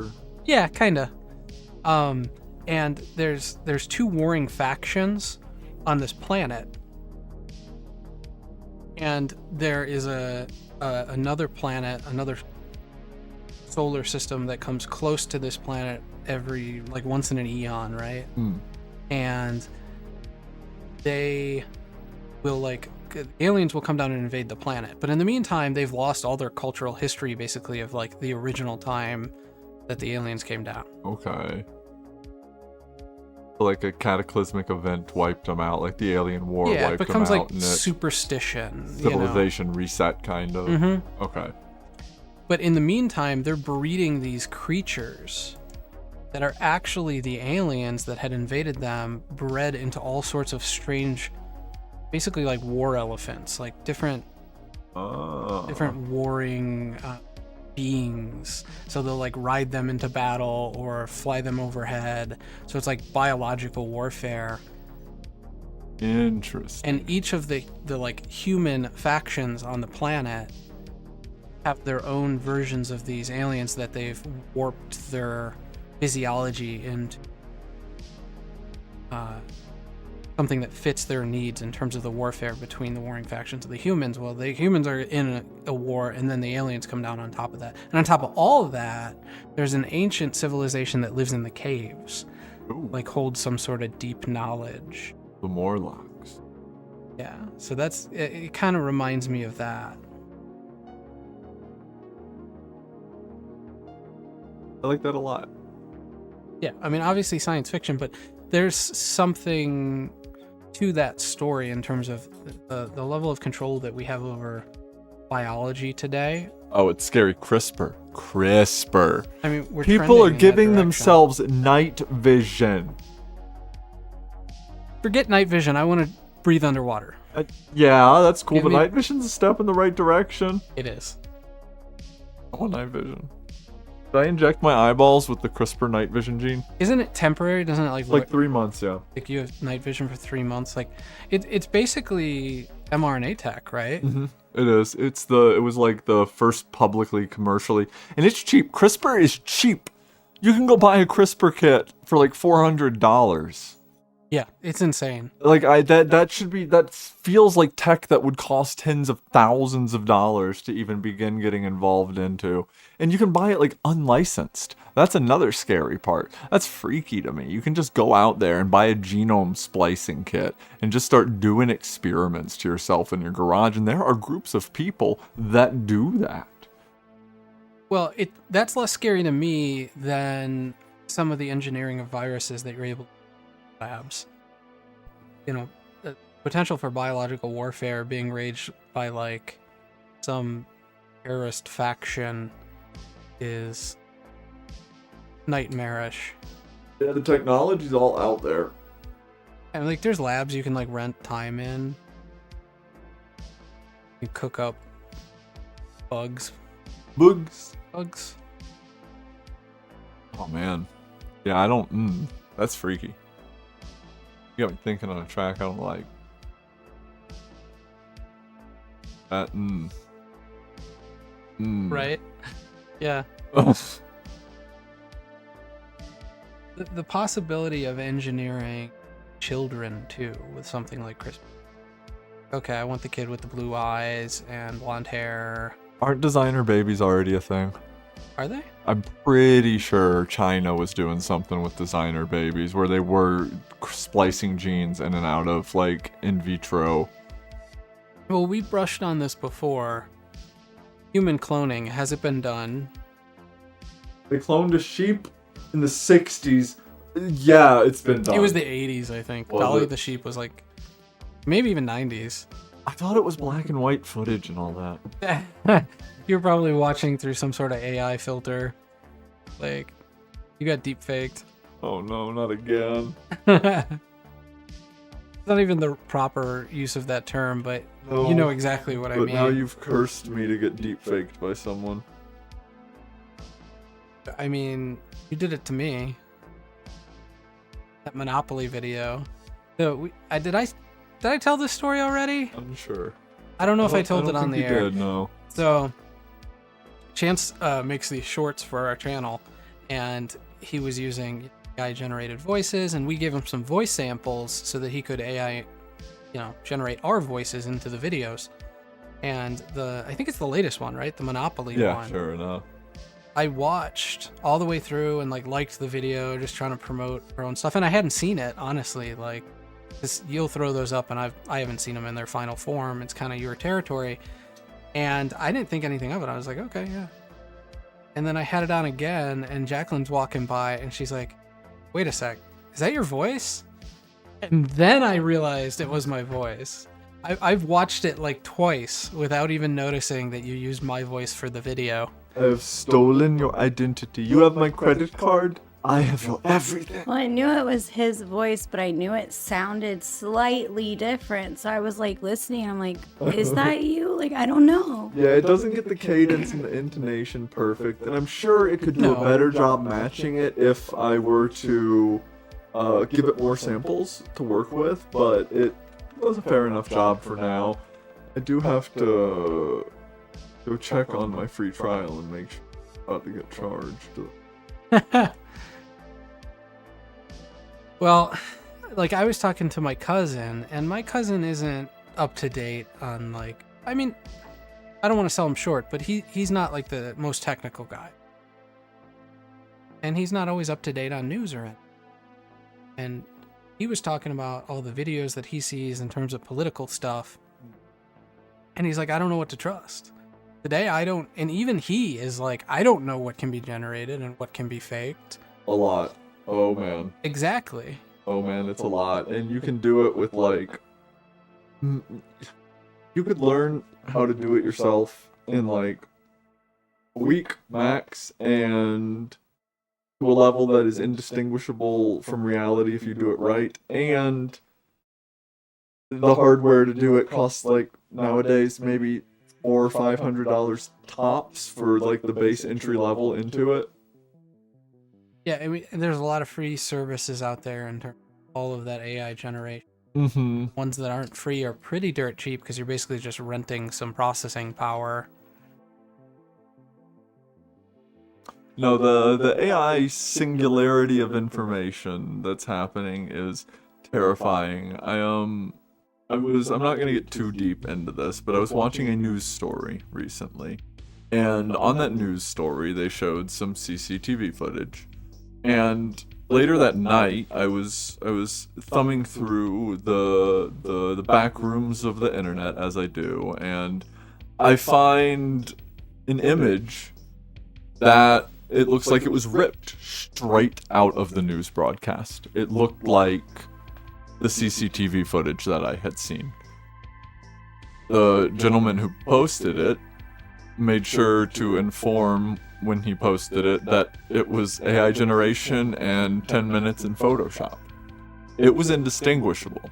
I could not tell that it was not CCTV footage. There was no tell, and I've worked with the AI image generation a lot. You start to get a sense for what the tells are and where you're gonna find them and where you're gonna see inconsistencies in the photos.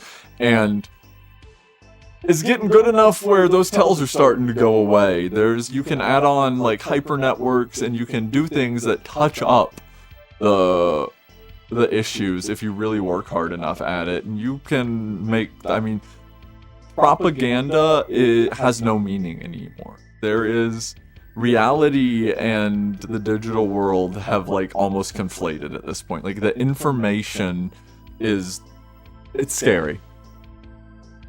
it begs the question, now this is technology in the common man's hands. Which I am glad about that. I'm glad So am that I. the organizations that are pioneering this forwards are doing it open source, and they're doing it in a way that gets people the ability to use it themselves.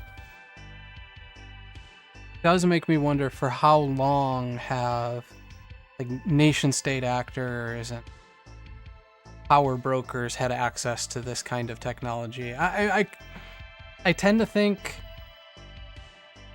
that it's kind of a cat out of the bag thing, like probably not as long as you might think in the capacity that we're thinking. That being, you know, highly realistic, and you know, we talk about NASA doctoring photographs and can see a lot of NASA imagery where they've copy pasted things. You'll see the same mountain, you know. The cloud formation will pull itself. Yeah, they'll duplicate an area of a landscape of like Mars or something, and you'll see like 3 of the same craters right next to each other. And it's fairly obvious when pointed out that it's 3 of the same craters. Today you wouldn't even need to do that. You know, you could have AI predict or generate something over that spot and tell it to airbrush it out in a way where it would be fairly indistinguishable, especially when you're talking about an alien landscape.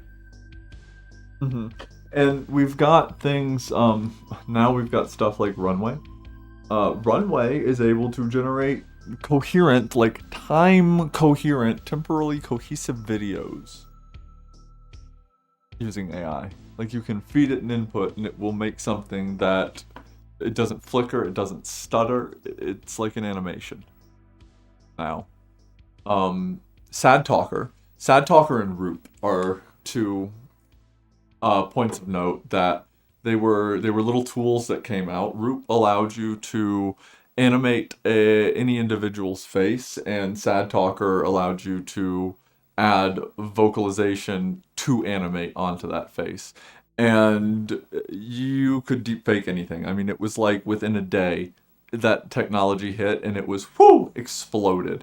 You saw stuff everywhere with it, and it's just going to keep getting more and more prevalent. And I think in 2015, Deep Dream came out, Google's Deep Dream, and that was really the first big foray into the public. Wasn't that the one that argued against itself for a little while and they had to pull the plug? No. So that was one of Microsoft's AIs, I believe. Was it? Yeah. I thought it was Deep Dream, that there was a point where they had it chatting with a version of itself and it got very nonsensical and weird. Deep Dream was like purely image related. They may have had another one. I'm not sure on the chat, but I didn't follow. My interest in the machine learning wasn't as much into the multi-language models as it was into the image models. So I didn't follow much of the language models that were around at that time. But I guarantee you the powers that be have had comparable technology to what we're seeing in the public today, at least since Deep Dream came out. They wouldn't allow Deep Dream to become public if they didn't have almost full control over the technology. They wouldn't allow the seeds of the tech to be crept into the public. You know what I mean? Yeah, but how do you distinguish? It's impossible now to distinguish reality from fiction in terms of what you're fed in the news and stuff like that. Yeah. Political things. Anything involving influence and power is suddenly called into question because everything is so easy to replicate a realistic depiction of something that didn't happen. Yeah. And you can't trust anything, guys. Question everything. Don't believe the first thing you see anymore. There's no it's a reason bad time out to there. not. Those are 2 different statements, though, and I agree with one of them, and that is question everything. Yeah. But I don't know that I agree with you can't trust anything. If you've questioned something and you've gone down that rabbit hole, and you find it to be a solid truth, I think it's something that, I mean, keep an open mind, of course, but without being able, and this is again consensus reality, without being able to trust something, you can't build upon a model, a working model of everything else. How can... Okay, hold on. You're gonna hate me. How can you trust anything when none of it makes any damn sense? Yeah, life is an attempt to make sense out of things. Right? But how can I even... Okay, hold on. I'm gonna just get down way too existential. No, you have to trust a basic fact in order to build a model around that fact. Every basic fact that we've ever... Oh. Call here. You guys got audio? Mm-hmm. Call from Marty. Hey, Marty. Welcome on the show. How you doing? I'm doing well, and thank you. How are y'all doing? Doing well. So you guys are talking about AI. Yes, indeed we are. The robots. They are among us. And AI is the death of us all. Yeah, you think so? Oh, man. AI is terrible. Elaborate for It's me. like you were saying, you aren't going to be able to tell fact from fiction no matter what it is because AI is so good. How long do you think it's been like that though?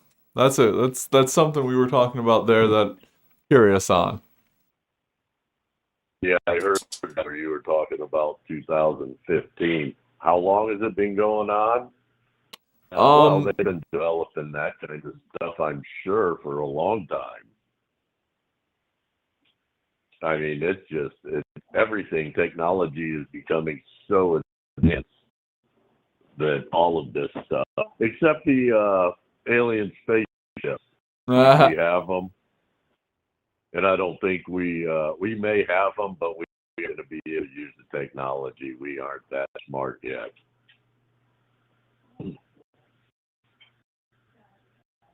For those of us who question whether the official narrative on things was propaganda before, it calls it into question that much more. The prevalence of AI, that is. Yeah. Yes, and you said the right words there. The official narrative. What is the official narrative, and whose narrative is it?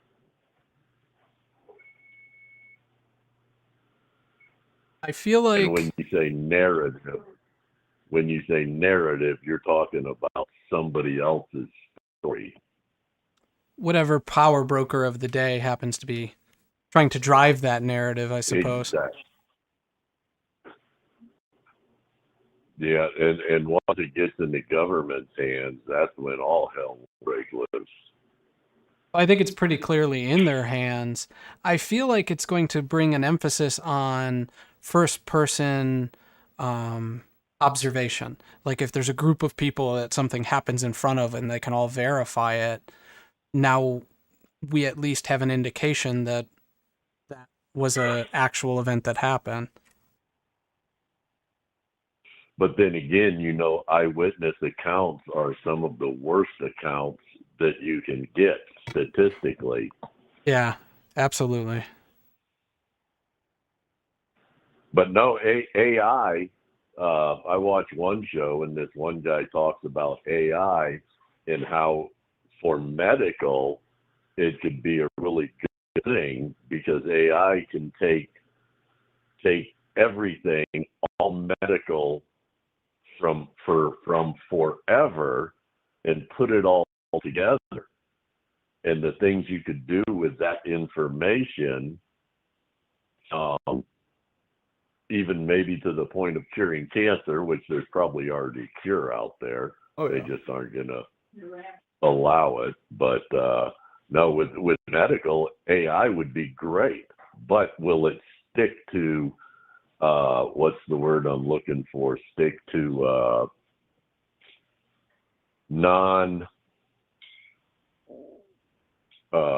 nefarious things. That's definitely the primary concern. I think you're right, though, in that it is a tool, and we may find that we are able to extend our reach as a species with the use of this tool. It may be able to accomplish things, given its computational power, that we are unable to do without it. You can feed it all the info and yeah, ask it to make its own connections that we might not be able to see. exactly right. What's like with the internet, we have the whole of human knowledge at the tip of our fingers, but we don't have individually the brains to process it all. Now you suddenly have some form of intelligence that is capable of sifting through this database of, here's everything we know, now do this for us.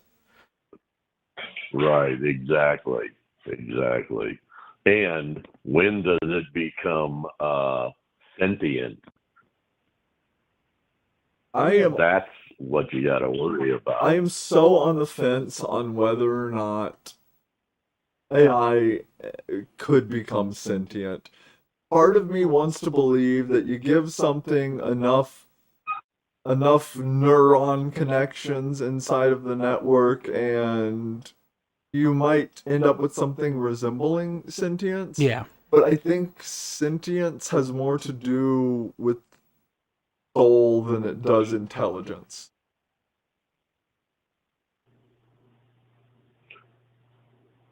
Well, soul, I'm not sure if I would agree with that. But when you add, if it stays logical and it overrides its shut-off button,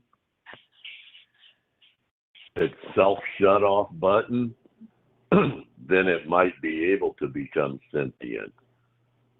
Well, we've already got AIs that can do something of that nature. We've got there's something called Auto GPT that is able to write code on top of itself if it needs to, basically.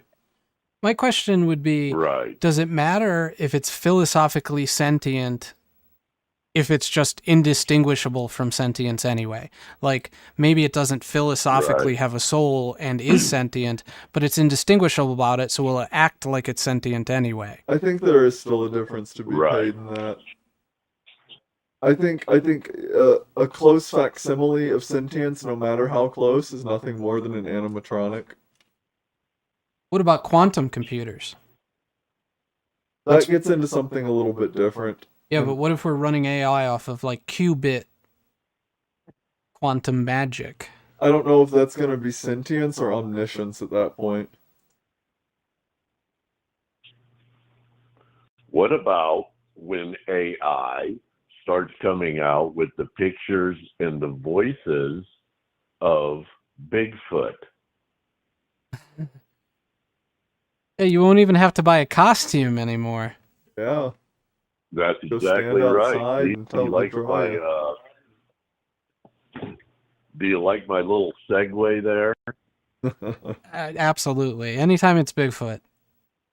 How fast does your segue go? Oh, do what? Don't worry about it. I didn't hear you.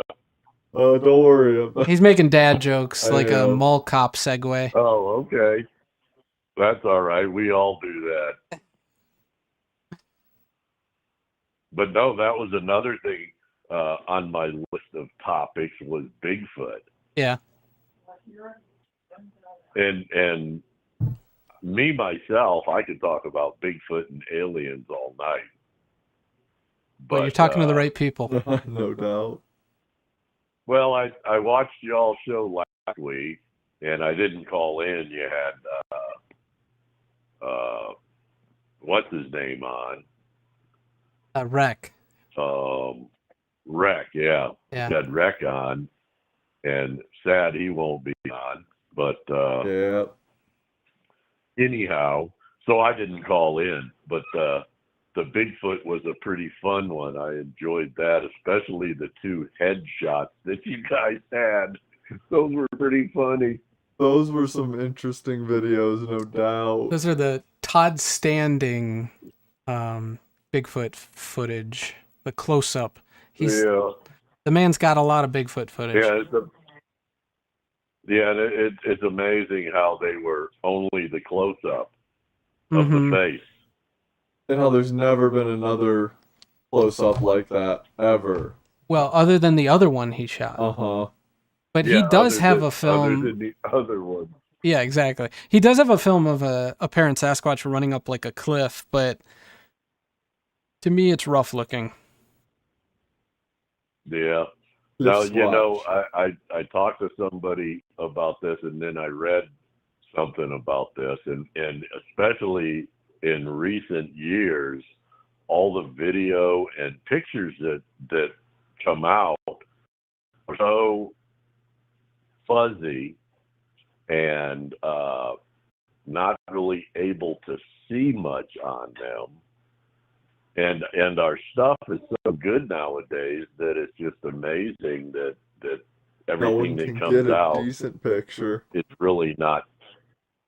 Yeah, I mean, it's just and see, myself, I think that with all the game cameras out there and everything like that, the trail cams and everything like that, nobody's found hair. The only thing we have ever found are feet prints. I mean, there's been hair found, but it's always been debunked as into something else. And if the species were out there, I really think we would have proof. So there's been a couple of cases where something more than hair was found. One was the Justin Smahy case where this guy was out, I forget what the term is, but he was hunting from the road in his vehicle. And he saw a Sasquatch stand up and shot it, and it ran off. And at that point, he saw 2 little Sasquatch get up and start running and scurrying around. So him and his friend get out of the car, and they chase after the Bigfoot. This is the best I can recall of the story. And they are unable to find it, but then he sees one of the little ones. So he shoots the little one with the thought, oh, nobody's going to believe me. His justification was, in his mind, it was a monster and it didn't belong there. He left the site because he thought he heard a game ranger coming. He had... there's some involvement with him in poaching. And there was a case afterwards where he was brought up on some sort of charges for poaching. So he runs out of there, and then, disturbed by his experience, eventually reaches out to somebody on the internet, or he reaches out to a forum on the internet and says, what would you do if you shot a Bigfoot? And everybody's talking about it and stuff. And somebody from the BFRO, I think it was from the BFRO, the Bigfoot Field Research Organization, finds him, reaches out to him and gets his story, encourages him to go back to the site. When they go back to the site, they don't find the body, but what they find is a piece of meat they refer to as the steak. I believe the steak was actually submitted to a veterinarian from Texas. Her name's Dr. Melba Ketchum. And she did a larger research study on Bigfoot, where she tested various Bigfoot samples to attempt to decode something about Bigfoot's DNA. And the ultimate conclusion of her study, from the few samples that they found some sort of novel DNA on, was that Bigfoot was a combination of, a novel ape is what they found in the DNA, an ape that didn't match any other ape. But on the maternal side of the DNA, they found a human ancestor. Like at some point in history, because the maternal DNA passes down over generations, that at some point over history, some sort of ape crossbred with an early human. That's interesting. I've never heard that one. Yeah. That makes you think. I've been tiptoeing around that one for a while. I wanted to kind of make it part of a larger segment, but that's the general story there. Now it's 2 stories. It's Justin Smahy and then it's Melba Ketchum. I'll have to look that one up. We read an article recently in talking about this, about Melba Ketchum being brought up for negligence because of some sort of testimony she gave in court about a dog's DNA. It was something about a dog attack, and they were going after her for something like that. So she's still out there active and practicing whatever it is she does in terms of DNA study. I think she ends up in court testifying sometimes. So that makes you wonder too, if that's out there, why wasn't it presented to major places? You know what I'm saying? Why wasn't it brought out? Just like the do what? I said it does make you think a little bit. That is, you would think they would go somewhere like that would do genetic testing, or the news, or the president. Exactly. I mean, if you found something like that, me myself, I would have it out over the whole world. That's like kind of like the aliens down in Mexico that they just came out with. Yeah. You would think that would be everywhere, that you would take pieces of it and give it to everybody and let them all.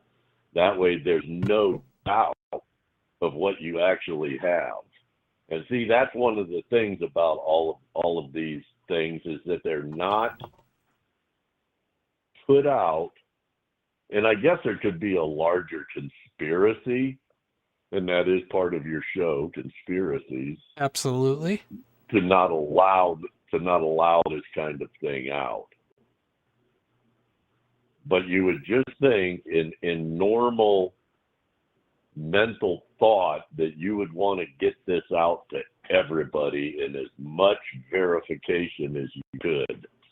Well, like we've talked about before, the, academic establishment isn't willing to accept these facts. If you call somebody, hey, I got a piece of a Bigfoot or flesh from a Bigfoot, it's kind of hard to be taken seriously, which may be why it ends up with a Texas veterinarian who's doing this research. Yeah, but fishy or not, why wouldn't you try? You know what I mean? Well, I mean, exactly, more than one place.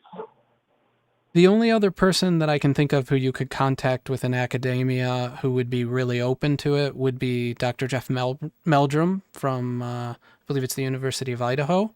We've talked about him before, but he doesn't do any DNA stuff. He's like an anthropologist. Well, I would think you could go to old Georgie Tsoukalos from Ancient Aliens, and he could get it out to whoever needed to get it out to, and make worldwide. You know who I feel like would be very interested in testing it? Would be the CDC. The CDC, but they're government controlled. Yeah. And that's scary. They might take your piece and you'll never see it again or hear anything of it again. That's my thought. Yeah. So you have to get it out to private organizations, and there are enough of those out there, you would think. But I don't know. I'm just a normal guy. These are questions best left for the suits in Washington. Oh, yeah, let's leave it up to them, because they're the ones going to give us the answers to those questions, yes. They are the answerers of the question of life. Oh, that's just 42. It is, I was going to say 42. That is the answer. But anyhow, back to the AI. We'll jump around because I got nothing better to do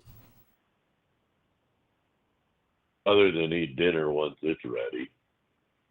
But see, the AI could do all of this stuff. But then once again, you get into the conspiracy theories of AI and who programs AI. Well, because who? AI is only. Do what? Sorry. No, you're good. Go ahead. No, I was just going to say AI, just like a computer or anything, is only as good as the programmer. Yeah. So the big AI until it takes models going around right now seem to be a lot of community effort. There's a couple of large foundations that are working on their own models, but for the most part, it's community driven. It's been in the hands of the people for about the last year and a half, has been the main driver of progress in it. Yeah, well, I saw on the other day that our vice president said that AI is going to be equitable. Oh yeah, no, What does that mean? there has been severe censorship, is what that means, on models that have been released recently. There there was an issue where one of the AIs, I'm not gonna mention names because I don't want to. I don't You might like as well. litigious corporations. No, they're a big one. Just do yeah. it and say it's an opinion. Okay, this is my opinion that Dolly was changing when you would type in, like, say, man riding a horse on the beach to the AI for it to draw. It would replace man with woman, or it would replace whatever Yeah. the dominant ideology was with the opposite of what it was. Of what? Right. Yeah, and that came That's out a while ago, that's and what. so it's been Yeah. happening. That's what I meant by it's only as good as whoever programs it, because it has to be something has to be done by man to create it and to No set doubt. it up. So that's your problem there. With some of Even these even uh, some of these and specialists that's and the conspiracy part of it. some of these specialists in AI have come out and said it's a black box. We don't know what's in there, whether it's sentient or not. Leave that up to the philosophers. You know, they just don't know. Exactly. So do we become uh, into Skynet? You know, does it take on its own logic and say humans are illogical, and you know what I'm saying? Mm-hmm. Does it take on its own thought, not necessarily thoughts, because they wouldn't be thoughts? The way that the AIs think, the way that, like, most AIs that we're talking about in terms of what we're discussing right now, like at this very moment, are convolutional neural networks typically. And convolutional neural networks are modeled after the current scientific consensus on the way that our brains pattern relations inside of our neurons. Like our stores of memory aren't about necessarily, like, if you have a memory of a time when you were a kid, it's not put in its own little box of memories of time when you were a kid. It's instead just a bunch of disparate Associations. connections with Yeah. weights between them. Like, oh, this is related to this a little bit more. It fits into this memory. And that's essentially how our brains work. That's a toned down, kind of simplistic way to look at it. But that's the way that Right. convolutional neural networks work. They take a bunch of disparate ideas, they weave a web out of them, and then they put weights and ratios on how connected the things in the web are. Yep, but where is it going to go? See, that's the question that nobody has an answer for. Look up Rocco's basilisk if you dare. Don't say that. An informational hazard. Rocco. Don't do it. You'll doom Rocco's yourself. basilisk. You'll doom yourself. Don't do it. You will Already doom did it. yourself to a horrible death by learning about Rocco's basilisk, I promise you.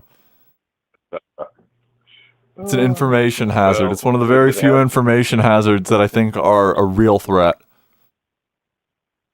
Okay. Yeah, I'll have to look at that and see what you're talking about. No, no. Call in next week and discuss it. Oh no, discuss it. You mean doom everybody watching? Sure, why not? I feel like at this point we If should all just these- talk about it. Oh man. That was a cough of disapproval. That was a cough of death. The cough of disapproval. I don't know. But I think it's no, akin that's- to like the atom bomb. It's an information bomb, and we're just all along for the ride. Yeah. Well, yeah, and that's pretty much life. We're along for the ride. You just got to make the best of it that you can, and until it comes out, and whatever we find out can happen is just going to happen. I don't know if it was Carl So Sagan. it's one of the. Somebody it's one of, had this sorry, concept go ahead. that I'm sorry, I'm not trying to step on you. I am hearing myself No, in that's echo all so right. that you can hear me. Yeah. This concept that we're giving birth to this other life form. Elon Musk said we're the bootloader for AI. That we are the, and this is a quote or a paraphrase, the caterpillar that gives birth to the artificial butterfly. Right. Huh. I don't like thinking about that. Honestly, I think it'll merge with us more than it'll wipe us out. I think the possibility of it becoming part of your daily life, even your biology, is more likely than it wiping out all humanity. Yeah, I can respect that. Right. We have cell phones. The fact that they're not implanted into you seems just like a misnomer at this point. Oversight. Yeah, you leave the house. If you left your cell phone behind, it's like you left the baby in the oven. You got to run back home and get it. I think that's a curse, This is man. true. I Yeah, let my this phone is true. die. I'd be leaving. It is a curse because most of the world has one, and everybody uses them. And most people, I think, are like what you said. If they forget their phone, they got to go back and get it. Yeah, I mean, we're cyborgs. But It's just not in us. I remember the days of no phones, no nothing. Well, you had phones, the old rotary phone. So, when I was young, parents tell you to be home at 5 for dinner. You're home for 5 at dinner. And if you weren't, you were in deep crap. Unless you made a phone call. I have a nostalgia for payphones, which I hardly see ever anymore, at least not one that's functional. They're always broken. Oh, well, if you want to see functional payphones, go down to Nogales, and right along the strip on the border, by the border, there are functional payphones. That makes sense as a place to have them. Yep. It's fun. Yep. Now, who knows what they cost anymore? I know all the telephone companies don't run them anymore. They're private company phones. Interesting. I would imagine. I don't know. I've seen them down there, and I've seen people on them. But I've never tried to use one. Yeah, it's been a long time since I've used one of those. Yeah, I don't think any municipalities, like, not municipalities, but any major telephone companies run them because they used to have special lines they were on. So the ones that exist now, and this is old terminology, are what you call COCOTs, company-owned, coin-operated telephones. It's a private company. When you pick up the phone, it creates an artificial dial tone. And when you put the money in, the actual payphone itself registers the money going in and drops you onto an actual line where it dials out. Whereas the ones that were run by the Bell companies, at a remote location, determined whether or not you were putting the money in. Huh. That's interesting. Yeah, That's new knowledge for an old man. Yeah, it's old phone freaking knowledge. Yeah, that's not something I never would have thought about, even though I've used payphones thousands of times, I'm sure. I couldn't tell you how many times I've used them, but back in the day, when they were a nickel. How much was your bazooka bubblegum then? No, we used to make the tennis ball cannons. Yeah, the bazooka bubble gum. Okay, gotcha. It just kicked in. Hey, I'm old. The brain takes a while to work. Happens to the best of us.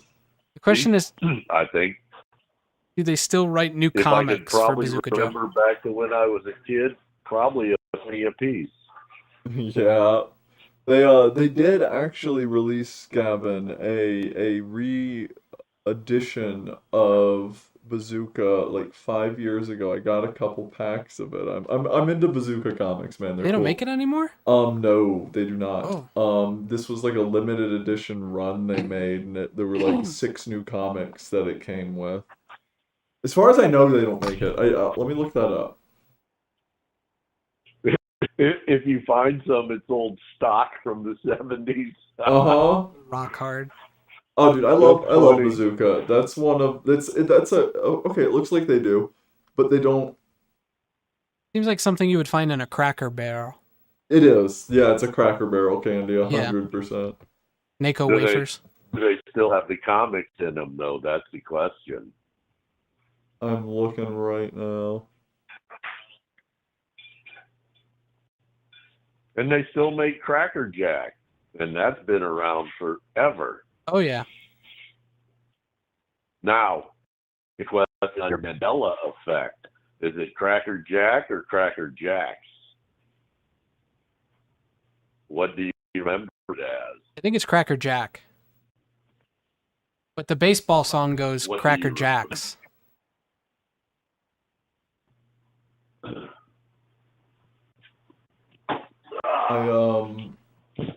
I am gonna have to order some Bazooka bubblegum. I still got comics. There you go. That's awesome. Buy me some peanuts and Cracker Jacks.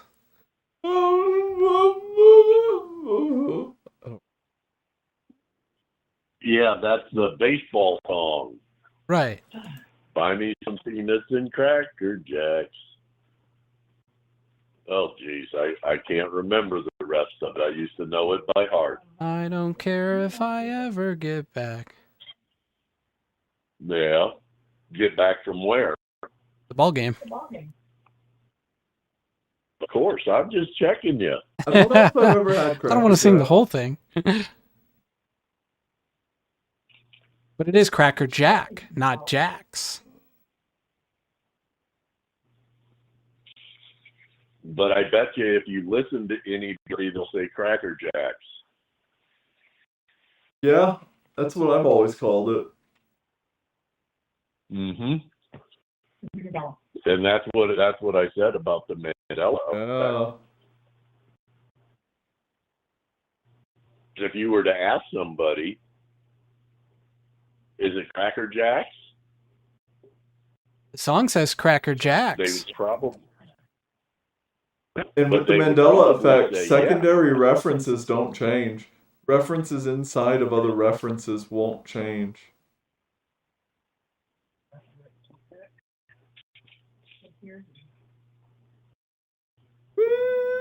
Mm-hmm.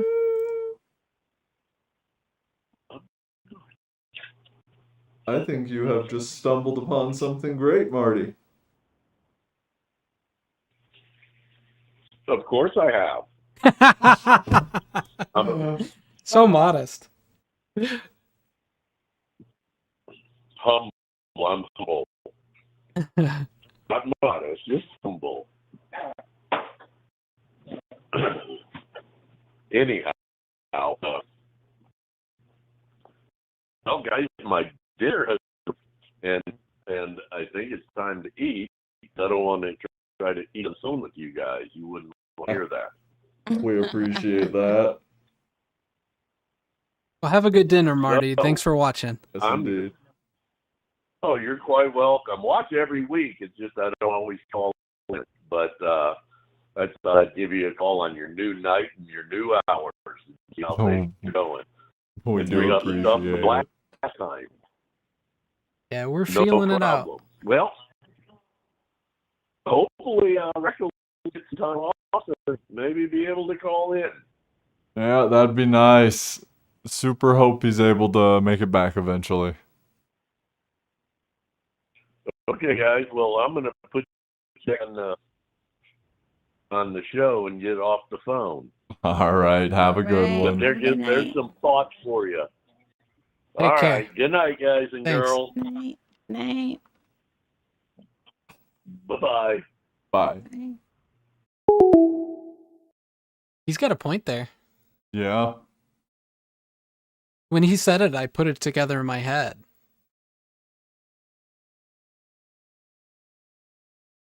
Like, I know the song is Cracker Jacks, but I also know it's Cracker Jack. I didn't, but Well, we are still taking calls. The number's 857-32-D-Dial. That's 857-323-3425. Give us a ring. Anything you want to talk about. Ghost, your pet. Loch Ness ghosts. Monster. Yeah, your pet Ghost ghosts. Your occult conspiracies, werewolves, or just your family pet generally. especially if they're a ghost.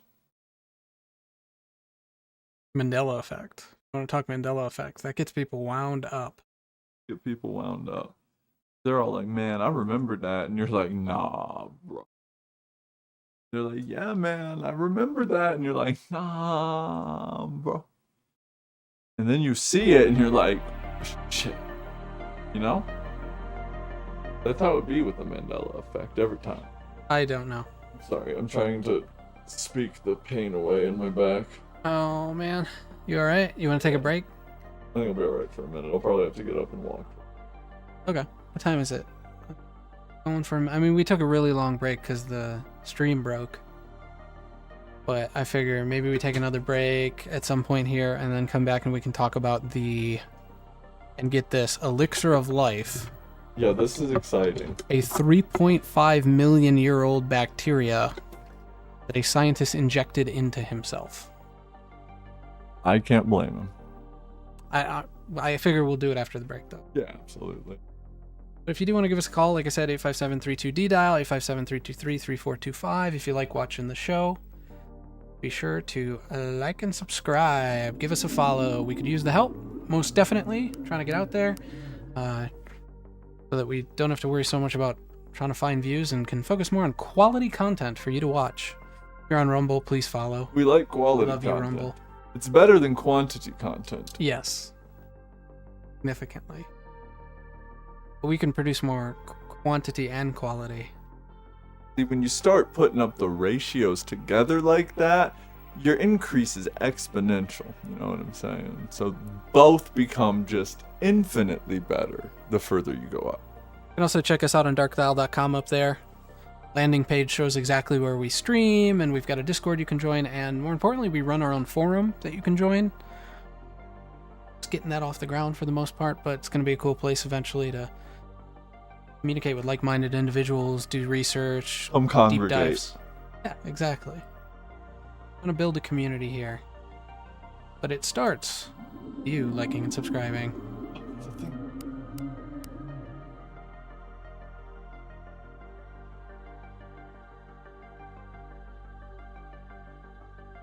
It's cool to hear from Marty. It's been a couple episodes since he called in. That has. Glad he found us on Thursdays. Yeah. This is, if you're just tuning in, this is our first Thursday show. We usually stream on Fridays. Kind of a shift for any audience we did have out there. We just think it's a better time. We can start a little early. Get better into our schedules and hopefully everybody else's. And we're not competing with everybody else on a Friday night. Yep, that's part of it. Including for our internet connection. It's so funny. We don't have we have a solid internet connection. we're in a good spot in terms of internet. But oddly enough, we still have weird stuff happen. I think it was just a bottleneck through service we use to get the stream out to various different platforms. We just kind of cut that out of the loop. Seems to have done the trick. Sorry if you were watching on Twitter Yeah. and you can't see us anymore. Yeah. Yeah, we dropped Twitter. Poor X. X got X'd. For the most part, it seems to work. We dropped at one point, but that was probably just hazard, but we're looking pretty good, so.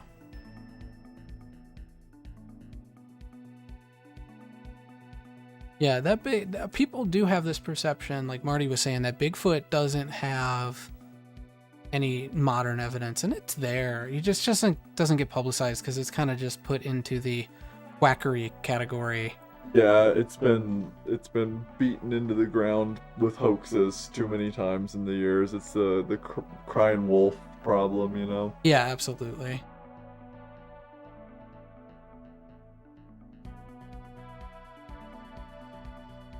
Dog's name is Bingo. Wait a minute. B-I-N-G-O? Wait. Bro. Did this one food spawn two classic Americana songs? Sailor Jack and Bingo. Maybe. I mean, it didn't inspire the baseball song. It just happens to be included in it. Man, now I'm losing my voice. Oh no. Are we getting sick live on No, stream? I'm not sick. I was screaming at a kid's basketball game. Yeah, but you were at a kid's basketball game. Those things are like petri dishes. I'm gonna die. Whatever. You might be watching us just grow ill on stream. No. Wait until you see one of us bleed from the eyes before you call the CDC, please. Yeah, please don't. Please don't. Yeah, we don't need that. We don't need the CDC up in here. Probably take the arcade machine. Like, this is a biohazard. And then they're playing it on lunch. It's the only entertainment they have in the break room. There's a line out the door. CDC. This little known fact, the CDC break room is very mundane. Also really clean. No, it's disgusting, actually. They got like old petri dishes from samples in like the sink along with their dishes and Tupperware. Oh my god, you open the fridge and there's just like desiccated body parts. Like, did you eat that Tupperware? Yeah, sorry, man. Dude, that was a sample. Wait, what was it? It was super tuberculosis. Well, it looks like you guys both need a break. So I don't know what's wrong. I think this chair and my back do not get along. No, we don't have anybody on the line, so we're gonna do a card for a little, and we'll come back and discuss this article that we've got about the 3.5 million year old elixir of life bacteria that a scientist took upon himself to inject into himself. Let us know if you guys, once we're done reading it, would inject yourselves with it. I'm not Stick bearing the around. headline. That's pretty much the story, but we'll get into it, I guess. We'll conjecture. Conjecture. Please remember to like and subscribe. Oh, the thing. This is my Going on break, I'm offhand. obligated to do it even though we just did it, so helps us out. Give us a follow on Rumble. We love you, Rumble. Stream's holding in there tonight, and good stuff. So we will see you in a few minutes. Love you.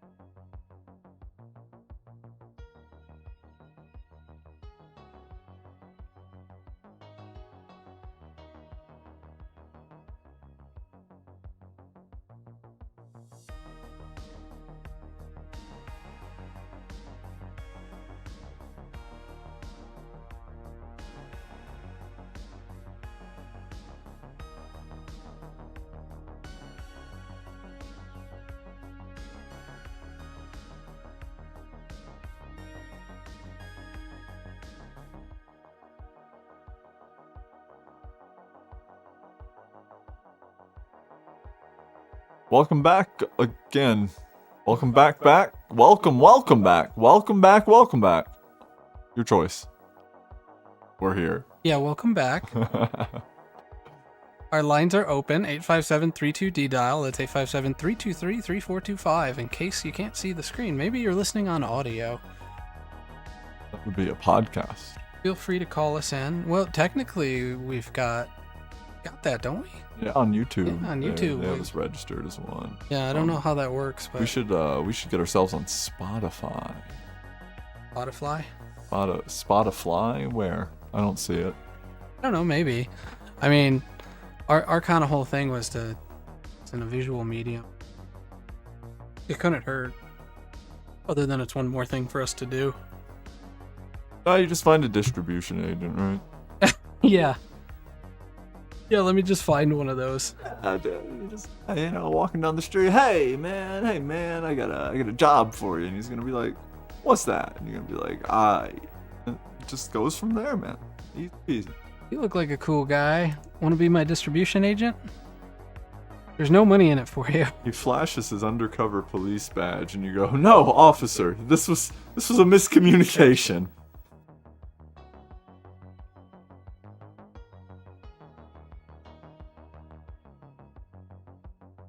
I don't know how that would work. What would they think you were doing? Drugs. Selling drugs. Looking for an agent? Distribution. Okay, I get it. Funny. I'm laughing on the inside.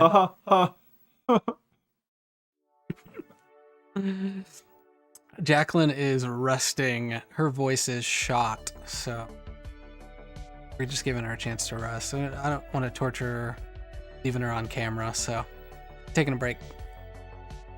Should we look at this story? Yeah, absolutely. We have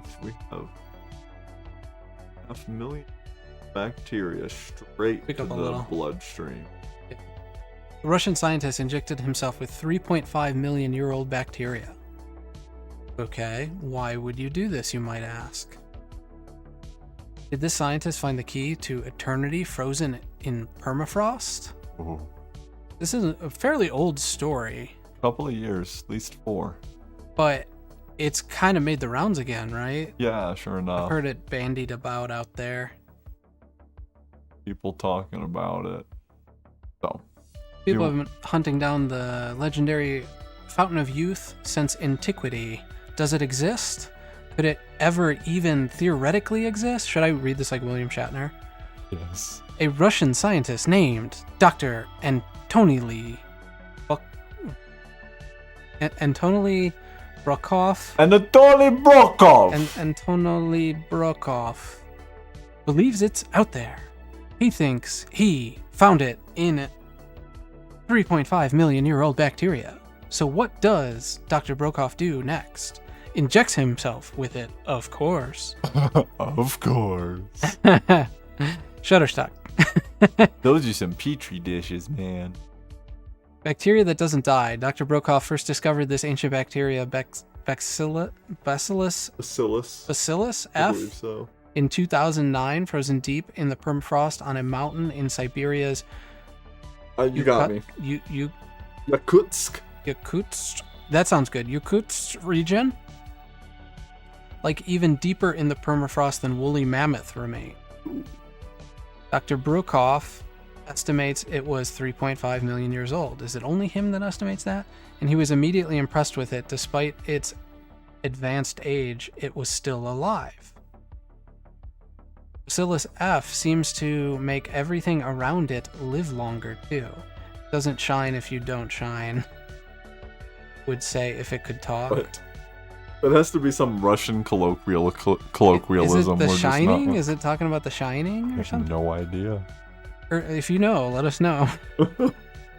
Early studies have looked at its effect on mice, fruit flies, and crops, and the results have been so promising that Dr. Viktor Chernovsky, welcome to Mispronunciation Dial. We'll read mispronounce Chernyavsky. Many Russian names. A Russian epidemiologist has called it an elixir of life. We're still calling it Bacillus F for now. but he's right in that this bacteria is powerful. Mice exposed to it live longer and stay fertile even as grannies. I think he's just saying when they get old. When they get old. Oh. As Chernovsky put it, Chernovsky! crops exposed to Bacillus F grow faster and are more resistant to frost. The people in the Yakutia! region. All right, you do the hard ones. This will be interesting. Even live longer than average, perhaps because... Is that It's you. Oh. It's a hard one. Bacillus F! Bacillus F has infiltrated their water supply. Okay, so how old can it be if it's still in modern people's water supplies? I mean, I get it. It could go back into antiquity, as it puts it, but it doesn't mean that it wasn't still like on the surface having an effect. If there's some kind of weird natural one-way valve, the bacteria on the surface may only be like tangentially related. If there's some kind of pressure differential that's keeping anything from coming back in and it's only pulling bacteria out of where it got found, you know what I mean? Yeah. Then it would be possible that this is a similar but like vastly more ancient, like it's the ancestor of the one that's up on the surface. Maybe. But this hasn't gotten into whether they've ever detected this actually in the water supply. Yeah, no, or it's on the surface. It just says, where is it? People are really longer than it. Perhaps because it's infiltrated the water supply. Okay, we'll test the water. Yeah, why don't they test? Can we test the water? That's like a lot of water samples, and see if you can detect this thing. At least 7. Clearly, Bacillus F knows life hacks humans don't. We can't even live a measly 1 million years. Okay. Jeez. Thanks. Thanks for reminding me about my own mortality. Okay, so I'm just going to stop here. If anybody out there wants to make me a vampire, can you do it now? Honestly, God. I don't want to be any older as a vampire. I'm with him. Like, let's get this over. I can deal with with. this level of, like, lower back pain, but... I can't. If it gets any worse, it's going to be a problem. So, yeah, let's get this over with. The man who was laying flat on his back for the last 20 minutes. It's still a relatively new discovery, though, which means scientists don't understand what mechanism exactly makes it so hardy. So far, Dr. Brukov and his colleagues have sequenced the bacteria's DNA, but they have yet to figure out which of its genes make it so death-proof. It's a complicated question, roughly as complex as identifying the genes that cause cancer, Dr. Brukov says. In other words, it's going to be a while until you can buy a Bacillus F injection at CVS. They won't ever give it to you. Can I just buy it from a shady Russian guy? I mean, this is what it sounds like to me. Like, if I hop on Tor, right? Right. Just get on the darknet. Who's got Bacillus F? I want all of it. Scientists who said YOLO. Bacillus F hasn't been formally tested on humans, and no one knows how it works, but Dr. wasn't worried about being the first human guinea pig for a mysterious substance. As he likes to point out, no one really knows how aspirin works either. A little bit of a difference there, buddy. I was just curious, he said. So he decided YOLO. He'd inject himself with the bacteria and see what happened. It's not real science, he's acknowledged. In other words, it's not a control trial, but maybe now he'll live forever. Doubtful. He's definitely still alive, and he says he's feeling better than ever. In 2015, he said he hadn't had a cold or flu in 2 years since he injected himself. He also reported higher energy levels. Okay, so here's my question here. You find a 3.5 million year old bacteria, and it lives forever. So you decide you're going to inject that bacteria into you because you think it's going to produce the same sort of effect. You think you're going to live longer from having this bacteria in you. Yes. Okay. If I drink zebra blood, will I have zebra stripes? No, but that's a genetic control, right? Here we're looking at possibly what could be a byproduct of the bacteria's metabolic process that happens to get used by it to increase its lifespan. Like possibly it secretes a compound that helps with cellular regeneration, and it's able to bring itself back to some sort of homeostasis just from input of energy outside of the environment. And it is possible that that byproduct that it produces, if that were the mechanism of action, would have an effect if it were produced in excess, if it had enough whatever natural supplies it needed to produce said byproduct. If it produced it in excess, it could have an effect on extragenous cellular function as well, like of a host body. Yeah. I mean, I understand it's not the same thing, but it is interesting. There's nothing to say that it does secrete this thing. No, that no, it's not I'm genetic. positing that just as a... It could be a genetic trait of the bacteria, so why would it if that was the case, it might not make you live any longer. Okay. Who's got Bacillus F and a CRISPR kit? Yes, that's the more interesting thing is if you can isolate its genes, maybe you can introduce that to the human body in some way. But if it is a secretion, like for instance, I take secretions. Yeah, like if it's a byproduct, if it's something it outputs, right, that causes it to live longer. So like it, modifies its environment in some way that allows it to have this long age. There's some precedence for that. Like I take a mushroom supplement, mushroom vitamin. It's a supplement that has like 9 different it's mycelium. It's not the actual mushrooms, but 5 different fungus strains in the supplement, and it helps a lot with like GI health. And part of this is because mushrooms are eukaryotes as humans are eukaryotes. In other words, a mushroom is closer to you than it is to a plant, which is a prokaryote. Plants and algae are prokaryotic cells, completely different cells. In fact, what separates fungus from like animals largely is that they do not have a cellular sac, aka stomach, in which to digest its food. So the digestion occurs outside of it. So it secretes enzymes and whatnot that help allow it to digest its food. Well, those secretions, because that's what we're rolling with here, those enzymes can be helpful in the human gut, because the human gut really is a microbiome of its own.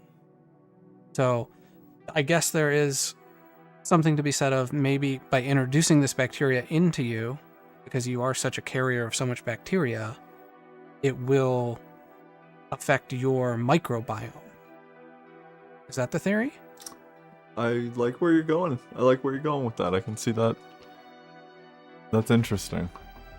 That's the only way I could picture it working, is it must affect the microbiome, right? I mean, or it just, maybe the bacteria just eats free radicals for breakfast. You know what I mean? Maybe it's just the best antioxidant we've ever found. Yeah, like maybe it actually takes, like it has some sort of detoxifying potential. I don't know though, because I don't know how much that actually has to do with aging pathways. Like we've talked about this. Some of the proven things, like you can check out Dr. David Sinclair, who has done a lot of work on this, Australian guy. I think he's Australian. Who's studying aging channels, aging pathways, and there's like at least 3 different compounds that are known to reduce aging and even restore youth. And those would be, and again, this is not medical advice. Do not inject yourself with Bacillus F.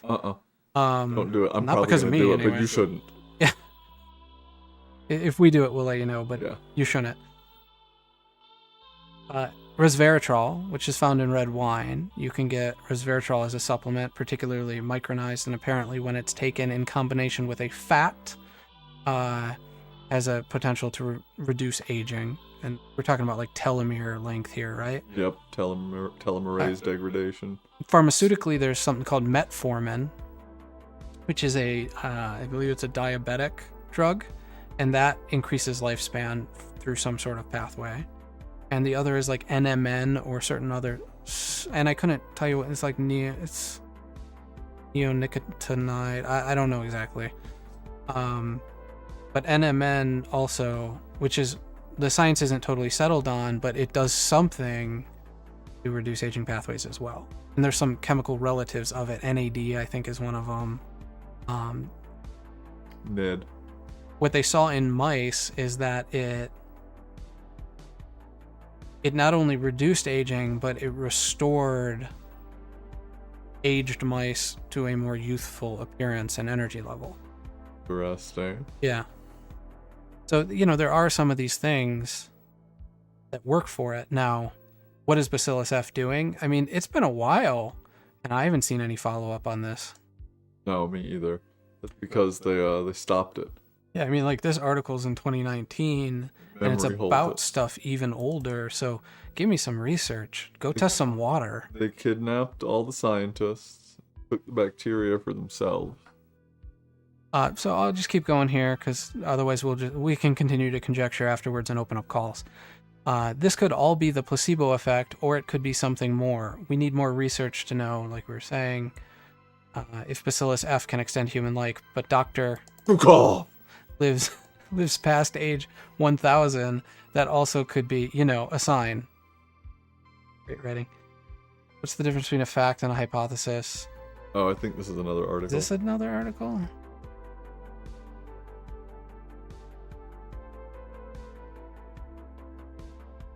Yeah, it is another article. So that is the end of the article. We don't know. But, we're talking about 2015. This guy injected himself, around 2010 or something? They said he had been on it for a couple of years, not to make everybody know. Scrolling too much. Is it the elixir of life? If they're saying that it showed effects across the board in every living thing they put it in, there's something there.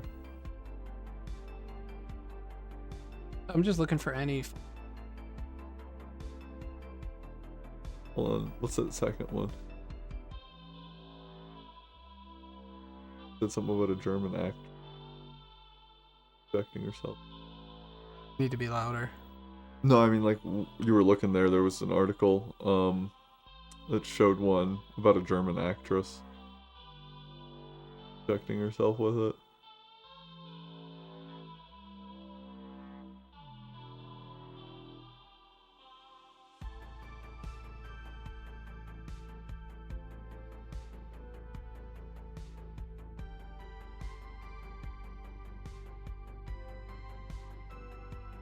Sorry, folks, we want you to be able to read it too.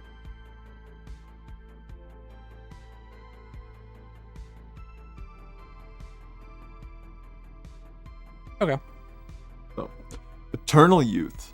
German actress injects herself with 3.5 million-year-old bacteria from Siberia.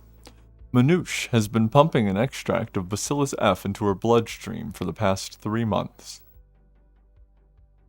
Doesn't look too hot in that second picture, I'm not gonna lie. She looks pretty rough there.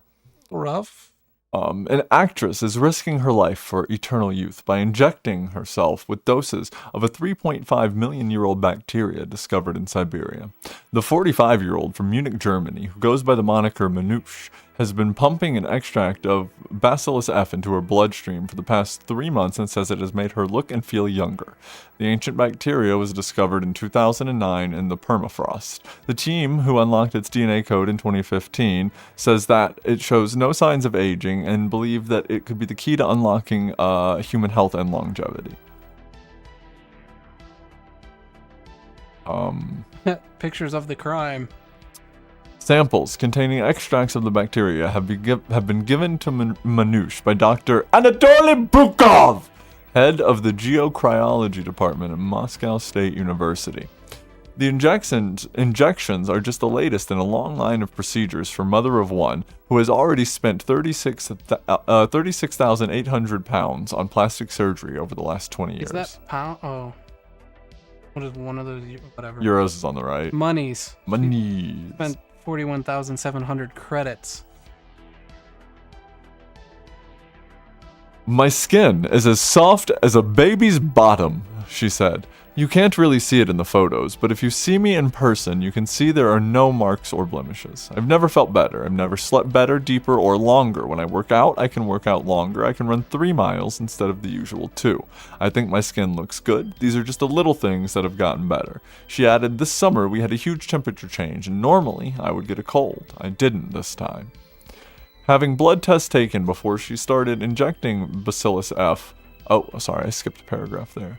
I can't prove that it is because I have been injecting this bacteria. It could be other reasons, but I do believe that it is the effects of using the bacteria on myself. Having blood tests taken before she started injecting Bacillus F on July 22nd so that they can be analyzed along with blood samples she's having each month. The sample was given to her by Dr. Anatoly Bukov, head of the geocryology department at Moscow State University, at a meeting in London. It's weird. So this doctor gave her the medicine. Yeah. This woman. What'd she have to do for that? Yeah, what? How do I get this, man? How do I don't think you get want to this? know. Manouche, if you're watching, hit me up. I want some. So, the procedure is experimental. No doctor would inject her, and would most likely lose their license. Instead, she performed the procedure herself with friends and a local doctor there for support in case of an emergency. Manouche, who has appeared in niche horror movies such as Cannibal and Seed 2, said, Dr. Brukov has been taking this for years now, and he has fabulous skin like a young man. He is doing me a big favor. He's doing science a favor. I am happy to be a part of this. My family is absolutely against this. They are going up and down the wall about this. They refuse to have anything to do with it. I can understand why. Yeah, it's spooky. Oh man, this is a long article, ain't it? Sometimes I look at myself in the mirror and think, I am a freak. That's a problem. But I know what I am doing to myself. This is all planned, and I am not planning on stopping. Some people won't accept that. For me, when it comes to anti-aging, there is no limit. It's scary. This is not going to make me 20 years younger, but I think it will help me live to 80 or 90 and age as disgracefully as I can in artificial health and beauty. What? But I think it will help me live to 80 or 90 and age disgracefully. Isn't it supposed to be gracefully? Translation error? Maybe. All your base are belong to me. As I think in artificial health and beauty. I want to die in a fully functional body, and if this helps, then it would have all been worth it. You cannot die in a fully functional body. Fully functional body wouldn't die. Yeah, exactly. That is not a possibility. There's no adverse reaction during the initial injection. She has been shooting up every 2 weeks and is hoping to up the dose and frequency soon. Getting her fix, man. There is no knowing what effects this may have in the long term, but no risk, no success. I want to see what happens when you use more of the material. How does it work? Okay, just as I'm thinking here, are they injecting it live or are they injecting it dead? Oh, that's interesting. Because you could technically kill it, right? Kill the bacteria and inject dead bacteria into you, and you would have its secretions, as we were saying. It's byproducts. Yeah. But I'm guessing they're injecting this live, which is spooky. That is very spooky. They're colonizing themselves. Yeah. Do you want AIDS too? This is how you get AIDS too. Airborne Ebola. But Dr. Bukov, yeah, thank you, himself has also taken the bacteria extract, albeit orally, and reported positive results. Orally. That last article did not say orally. No. It said he injected it. We already have... It says he advised Manouche not to inject the sample. But he gave it to her. Maybe he had a bad reaction upon his initial injection. But he gave it to her. He gave it to... Whatever you do, don't use this thing I know you want to use and that I'm giving to you. He added, these microorganisms have some kind of amazing mechanism of survival which keeps them alive for millions of years. Just imagine if we were able to use it and prolong our lives for thousands of years. We have something here alive on Earth which lives millions of years in our hands. We shouldn't miss the opportunity. That's my strong belief. So, part of this is kind of confusing to me too, because are you saying that this particular bacteria, I mean, like, bacteria is kind of a nebulous thing, right? Like, it's not how does a bacteria reproduce over generations? It just Mitosis. right, but it's not like this. Are you saying it's the same individual cells that lived for millions of I think years? that's what they're saying, yeah. Because like a bacteria can continue to survive in an environment over very long periods of time. It's fishy, right? Weird. Because bacteria can live and continue to live, and it's indistinguishable from the bacteria before, or you have it change or evolve over generations, but how would you even determine that this was the exact same bacteria cell? By from 3.5 finding million only years ago? live ones in the area you found it in. There's no dead Like there's ones. no dead cells, no Yeah. dead bacteria. Yeah, maybe. Manoush doesn't believe the injections will give her eternal life, but hopes it will help her achieve her of. Okay, is it just me? Am I? No, it's broken. Okay. Sneeze. Uh, Oh, I caught the mute button. But hopes it will help her achieve her of dropping dead at 90, looking half that age or younger. Over the last 20 years, she has had more than 40 cosmetic procedures, including breast implants, facelifts, and nose jobs. Really? I hadn't noticed. not at all. She still plans on having more work done, including repairs to 2 surgeries of her face and nose she says were botched. Encouraged by her use of bacteria, Manoush, who lived in New York from 2006 to 2013, is looking to other new forms of extreme anti-aging. Aging is a disease. It is a genetic flaw to me. Even as a teenager, I could not accept the concept of getting old one day, she said. I don't care what people think. I will stop at nothing to look and feel younger. Nothing. Aging being a disease is an interesting thought.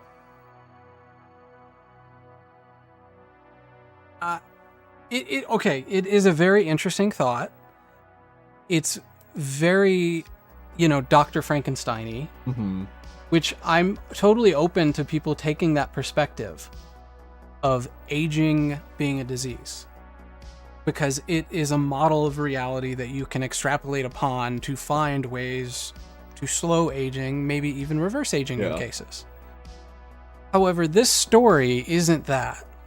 This isn't a story of science. Like, at least the doctor, apparently he's the doctor who discovered it, and it's kind of a story about mad science, which we love stories about mad science. We're Dark Dial. I do love mad science. It's my favorite kind of science. Absolutely. But this is a story of a woman afraid to die. Yeah. And more so, not just afraid to die, afraid to go through the natural process of life that it throws upon us and that we age. An acceptance of death is... she doesn't admit to being afraid of death. She admits to being afraid of being old. It's vanity is what it sounds like to me. Vanity or afraid of frailty?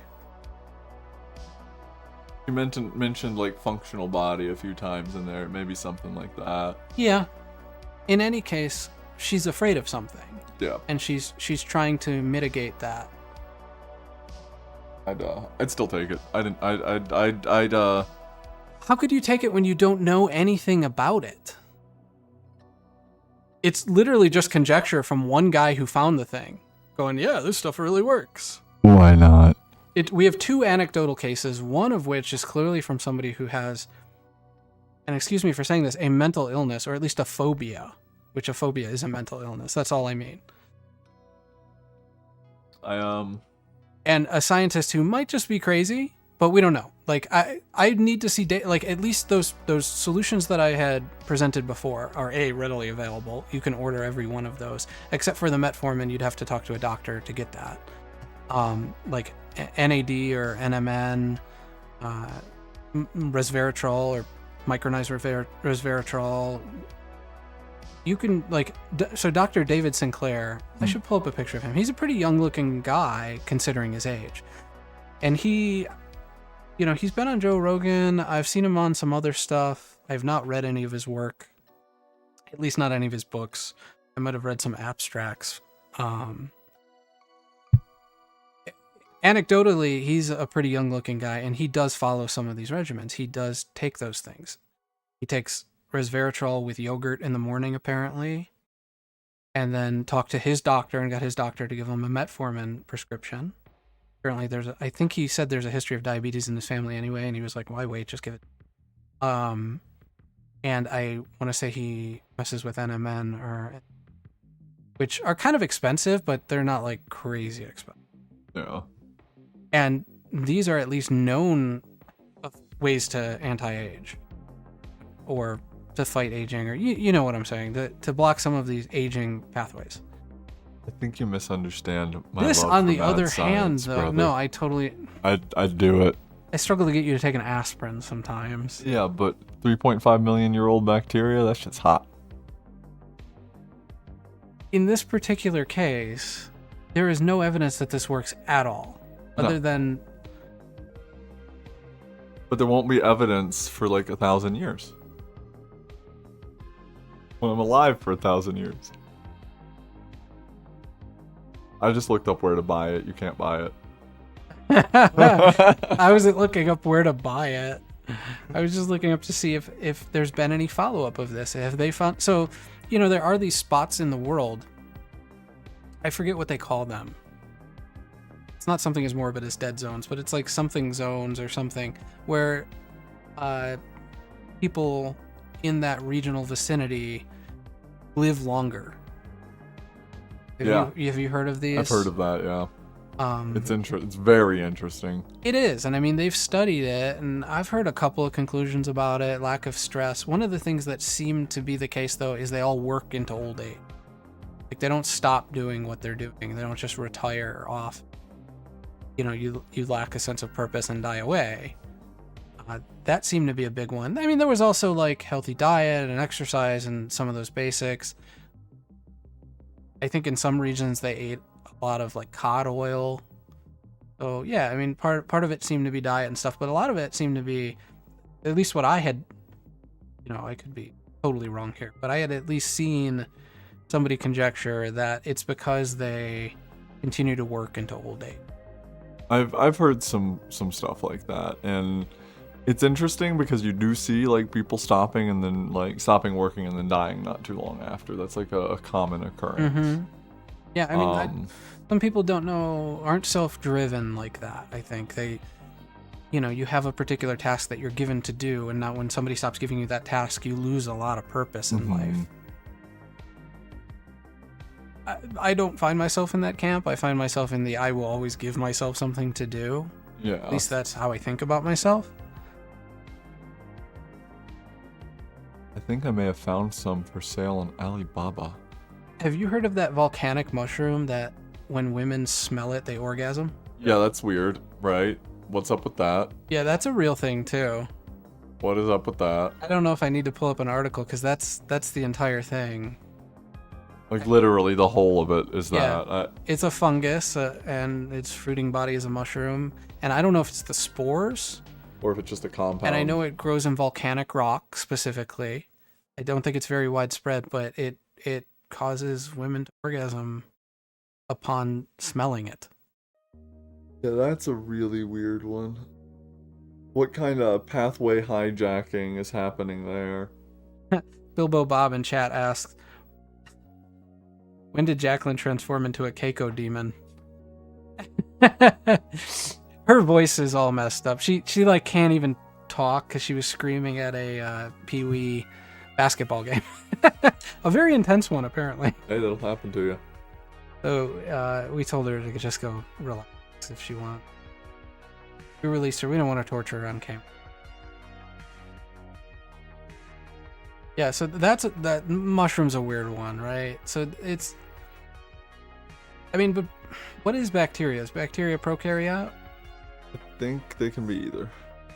I think you're right. I think there is both prokaryotic and eukaryotic bacteria.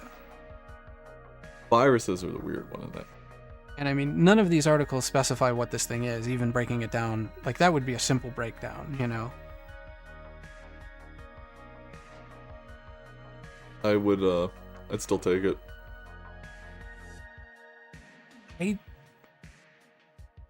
I'm not taking it. I mean, I would take it if there was like evidence of what it was doing. He been taking it for like 2 years and he ain't died yet. That's evidence enough for me. You haven't even it's seen a picture harmless. of this dude, though. I saw one picture of him. Was there a picture of him? Was that Might not have Shutterstock? been him. I was don't gonna know. say those were like Shutterstock photos. He's out there in the Siberian wilderness, surviving in the permafrost. So did they give this thing a scientific name? Because this F is not Coming up with much. Is this just a bogus story? Maybe.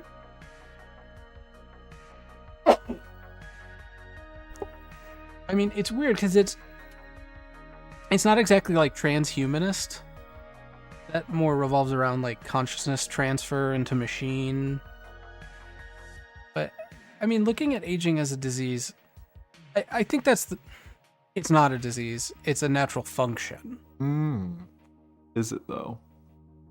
I don't think it's a bad thing to look at it as a disease because then you look at ways to treat that disease. But it is a natural function because it literally happens to all things. But did it always happen to all things? As far as we can tell, yes. Well, the dinosaurs got wiped out by a meteor. We don't know if they died by old age. No, there are dinosaurs that died of old age. Check out Sue the T-Rex. Sue. In the Chicago Field Museum. She had a lot of battle wounds and injuries, and she lived to a ripe old age before she died. It was By a meteor. No. No, she wasn't there for that. She didn't see that. Yeah, she was just on the other side of the world. She only saw the hot pyroclastic ash flow from the sky. I talked to her. She didn't. She wasn't around for that. I've communed with Sue the T-Rex. Oh, dude, I have communed. Even when I see Sue, I just talk to each other. The way to be. Them old bones. No, in all seriousness, it's not a disease, but I can understand why you would build that model in your head, for lack of a better term, and work with it. Like, it gives you Realistically, it could be. gives you permission to treat it, but we have a lot of vestigial things in our DNA, and aging is Appendixes. potentially one of those. I mean, maybe it's hubris to think that aging and death doesn't still serve its purpose. What's its purpose? Oh, I mean, it's simple. You're out of your reproductive years. You're done. Bye. No, but why not just... Why would... Your ability to reproduce, to perpetuate the species is your entire purpose of life. Why would And evolution not find a way to, like, continually restructure itself so that it can reproduce infinitely? That would be a better strategy in the long run than dying after only trying for a blink of an eye in geological time. No, that's like a bad virus's purpose. Like, to reproduce until it kills the host. Well, not until it kills the host. Yeah, but I mean, it's a limited world, right? You couldn't reproduce infinitely. Yeah, but predator-prey relationships would keep the population in check. Hey, I'm not advocating for population control by any means. No, and I'm thinking of, like, I'm more thinking predators animals are right gonna now what than I predators are gonna keep the no, but we're talking about in humans, because this is very much a human thing. There's sharks. If death is a disease, There's Sharknadoes. Those will take enough of us out. Godzilla's, bro. Godzilla's are the only answer. Once we stop aging, We and gotta stop work death, on Godzilla. somebody's gonna come up with a Godzilla to thin our numbers out a little bit. You know what I mean? It's like SimCity. It's just gonna have to like just come in, wipe out a city or two. Just, yeah, we gotta deal with this real quick. Retreat back to Monster Island. Charge back up from the nuclear fusion down in Hollow Earth. Rise back up every decade or so. Okay. Keeps everything fresh. It could be a vestigial thing, though, right? Like, because at least in wild populations, you can make that argument. Now it's like, oh, well, we know better. Well, maybe it's hubris, again, to think we know better. That death doesn't still serve a purpose. But let's say it did. Then treating death as a disease, it's more like treating a vestigial appendage of our genetics. It's like treating allergies, you know? like, okay, this doesn't really work. Which, I mean, our allergies, yes, but maybe that's not the best. Treating appendicitis, let's say, because that's a vestigial organ that causes a problem. And it does have a ticking clock attached to it, typically. I mean, not everybody has problems with their appendix, right? Like, people die with an appendix. I have mine. It's like, government is never going to take my appendix. You can't have it. I know what you do with them. I have mine. If I have trouble with it, you can come take it, please. Just don't leave me with a bill. Free government. Appendectomy. Appendectomy, thank you. I think right. I feel like that's right. I'm not that kind of doctor. Appendectomist. Anyway, we do got lines open. 857-32D dial, 857-323-3425. We're here Thursday. It is our new night. And we are just getting our feet wet. Technology. It just on camera it just looks like you're just mumbling. It's appendectomonology, the study of the appendectonopatrist, who studies appendectology, which is the study of the appendectomy, which is the removal of the appendix. Chance, go now. Thing. You get it? Yeah, if you're watching, please do like and subscribe or follow us on Rumble. We love to see that people are watching us. Number go up, make brain feel good. Yes. Yes. All the dopamines. Number go up, brain fuzzy. Fuzzy brain.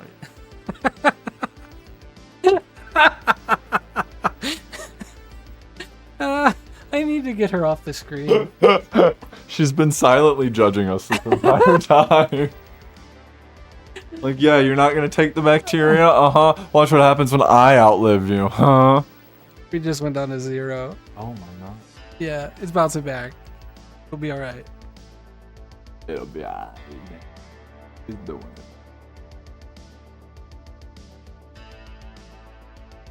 Oh, yeah, it was just now. It picked up on it. That's weird, right? Sorry, we had a hiccup in the stream. The coop. Seems to be fine, but there was a slight hiccup, which I don't like to see. I honestly can't explain why. No, it's no bueno. I feel like the network's solid enough. And we do entire streams without a problem, so it's got to be something out there. It's a variable. Yeah. Constants and variables, Booker. Constants and variables. It's a externality. You ever heard that term? Ah, that's a good word. I've heard it in like finances and Yep. Like economics discussion. Yeah. Something outside of the meh, you just shrug about it. Yep. Well, that's the problem with economists, man. They all think in models, and if something doesn't fit the model, it's just an externality, and they don't look at it. Yeah. That's the problem. Well, there's a lot of problems with economists. We could go into that. Like, we were going on about you want to do your Ozempic thing? Oh man, we can talk about that. Your real Ozempic quick. theory? Yeah. I mean, I don't think I have to pull anything up for that, right? No. Okay, Ozempic. Ozempic is, if you don't know, a new diabetes drug that was just released recently last year. It was. I talked to my doctor about this actually. Okay. Not because I wanted it, but we were just talking about drug shortages. Because I waste his time because he's expensive. Ozempic had been around as other classes, other drugs very similar. Maybe you could call them analogs of Ozempic. Have been around for a while and approved for the treatment of diabetes, and they discovered that yes, it works extremely well for weight loss because people who went on it who were diabetics lost weight. But Ozempic was the first one of this class of drugs to get approved by the FDA to be sold specifically for the purposes of weight loss. So, the past 10, 15 years in culture, we've been seeing a movement of thick with triple C's, right? You know what I'm saying? Like, everybody thick, boy. Fat positivity. Everybody thick. I think that movement is absolutely just big pharma pushing everyone to gain a lot of weight so that they can then farm the short-term profit off of the Ozempic prescriptions that they write inside of the doctor's offices. It's the opioid crisis with food. So you think they did that to fatten everybody up so that eventually they'd realize they didn't want to be fat? And then they can sell them the fix. They create the problem, they sell you the fix, profit.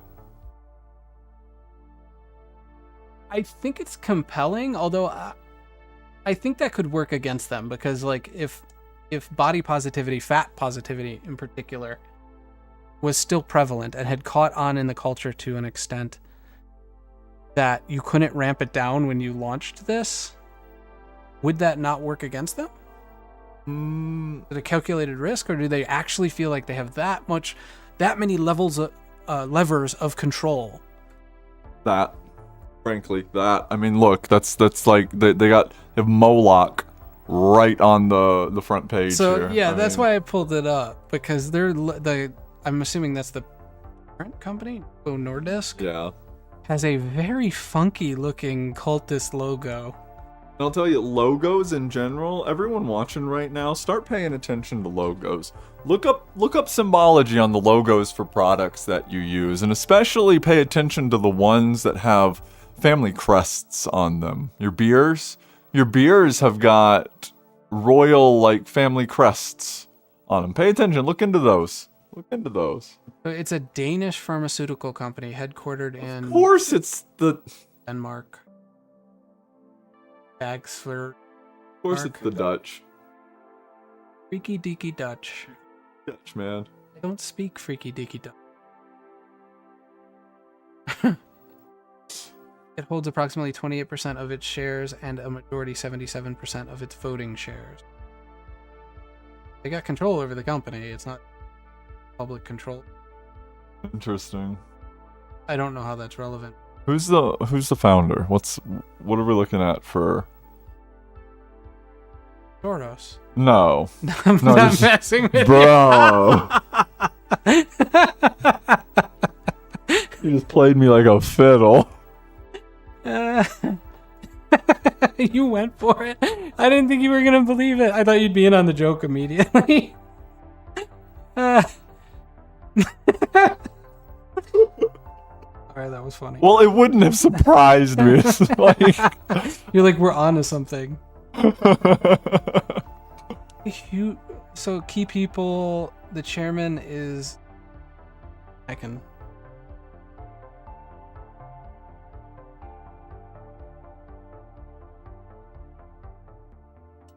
I can't read it. Of course, the president and CEO. Only the chairman has a page. The president and CEO does not have a page. Say who founded it, but they've been around since... Well, it says 1923. Commercializes the production of insulin. Nordisk Insulin Laboratorium. They commercialized the production of insulin. Yeah, this is exactly what this company's doing. Insulin bro. Laboratorium isn't what you think it is. No, read that though. No. They are very picky about who they let in the lab. That's all that means. A very insulated group of individuals.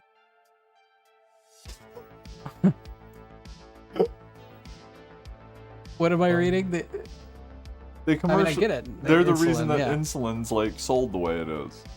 Well, yeah, outrageous prices. Uh-huh. Yeah, speaking of mad science, there's some of that stuff that's been shared about how to make your own, yeah. Which, I mean, like, don't get me wrong, don't do that. But at the same time, if my life depended on it, it would be like oxygen. I would do whatever I had to do. Yep, no doubt.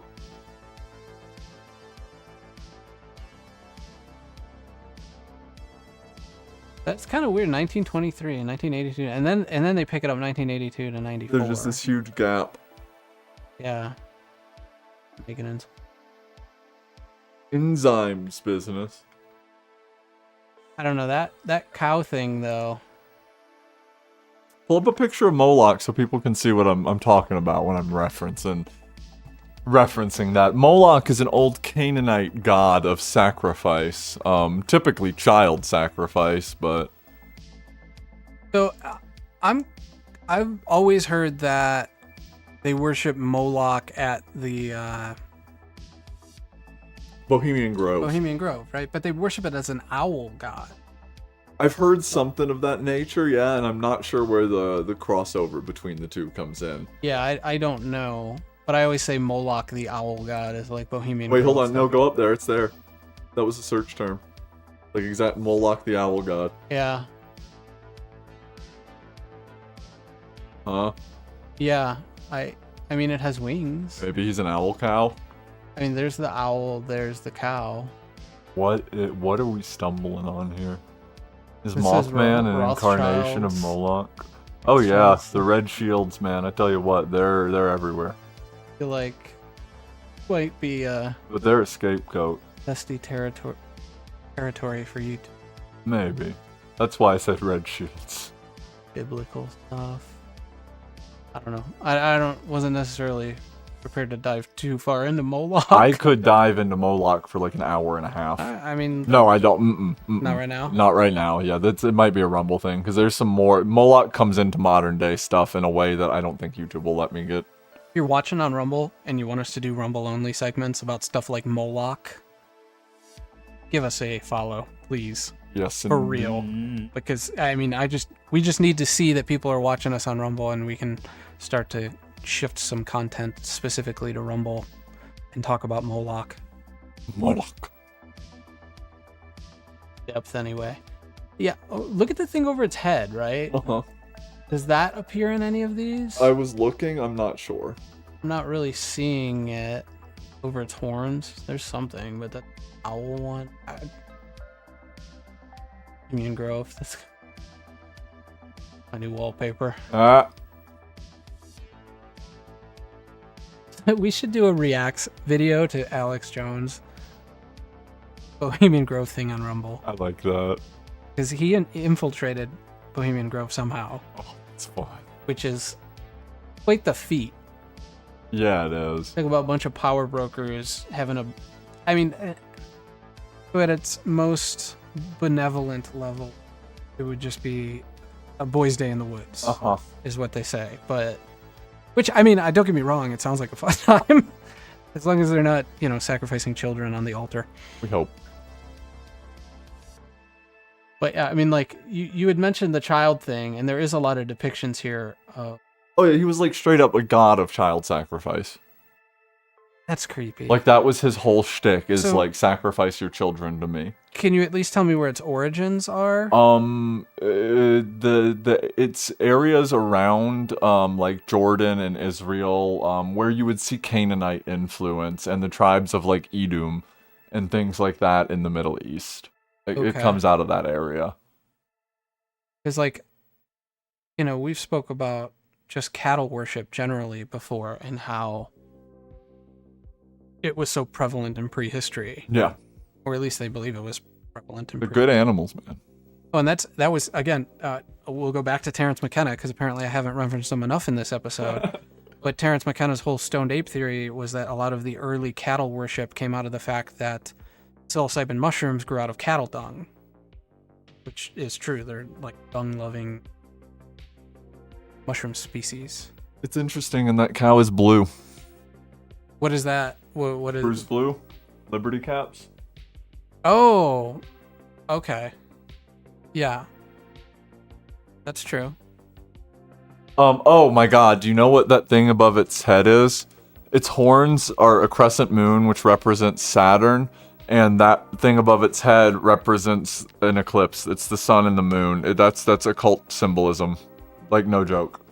The crescent moon represents Saturn in ancient times. And the circle and circle right there typically represents an eclipse when you're looking at old ancient occultic symbology. And so that is Saturn lining up with the eclipse in the way that you see a lot of ancient like cave drawings where you'll see the human with the dots. You know what I'm talking about? I just like that it appears to have a dong. It do got a dong. It is donging, man. No, in all seriousness, it is weird to see strange symbolism in corporate logos. So many of them have it. The world runs on the Saturnian occult and no one understands. No one sees it, man. I tell you what. Bilbo says, Molo say, "Hoo moo." Hoo moo. Hoo moo, brown owl. Yeah, I don't know that. We'll have to look into that because I'm curious why both a cow and an owl. The connection there. Yeah, I don't. Maybe they're two completely different gods. Possibly, but they seem connected from what we were seeing there. Yeah, no, I mean, I would agree. Just poking around in the dark. Interesting theory. Yeah, man. I don't think, personally, I don't think they have that level of control over society. Like, I know they have a level of control over society, but to be able to, like, that strategy requires a selling to the public of an ideology and then the immediate throwing that ideology in reverse. Okay, so people listen to their televisions. Whatever ideology their favorite news commentator spouts at them and tells them to believe, for the majority of people out there, they're gonna believe it. If you're talking about like mass population control, there is not a large majority of people that question the content they consume. They just consume the content and it influences their lives drastically. If you were to make a culture shift, you target those people. They are the loudest, most vocal people that exist in the community. Didn't they sponsor the Emmys? I have no idea. That's a joke. Oh. Ozempic. They're all on it.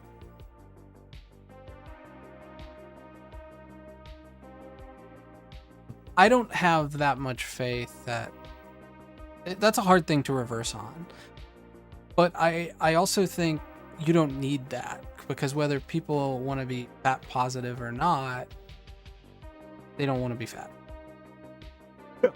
You know, you find yourself fat, you might as well own it. But in general, it's not what they're lying. They're gonna make short-term profit, man. It's just like asbestos in the walls. Mesothelioma made a hell of a lot of profit really, really fast. Wait, what does that have to do with it? Mesothelioma treatments, asbestos being in the walls, man, that's just a ploy. They knew asbestos was bad for you. They put it in the walls, and it was only around for like 40 or 50 years, just long enough for like a generation of people to be able to to be able to get a ton of treatment. Pharmaceutical boom. In the early 2000s. You see this stuff on like an almost 10 to 20 year cycle, because mesothelioma was the early 2000s, and now we're about to see Ozempic stuff pushed just as hard. Big pharmaceutical industries collaborate with multiple other industries. I mean, the chairmen of these companies interconnect, and when I say these companies, I mean like Novo Nordisk probably has a chairman that's on the chair of like a food company somewhere, right? Like, that's not uncommon to see. I can't say it exactly for this one, but that kind of connection between these upper levels is not that common to see. They're all shaking hands. So collusion between this for some sort of massive short-term profit is something I would not put past these individuals whatsoever. Well, it's like when you're watching the news and then they go to a break and they have a Boeing commercial. What are the odds that the average viewer is going to be buying a 737? It ain't happening. It's just a way to line the pockets of, the industry to gain influence. So that kind of cultural collusion, absolutely, to me is... Yeah, I don't doubt that. I don't think it even necessitates that level of to be able to sell this. And same thing with asbestos. Asbestos was an industry.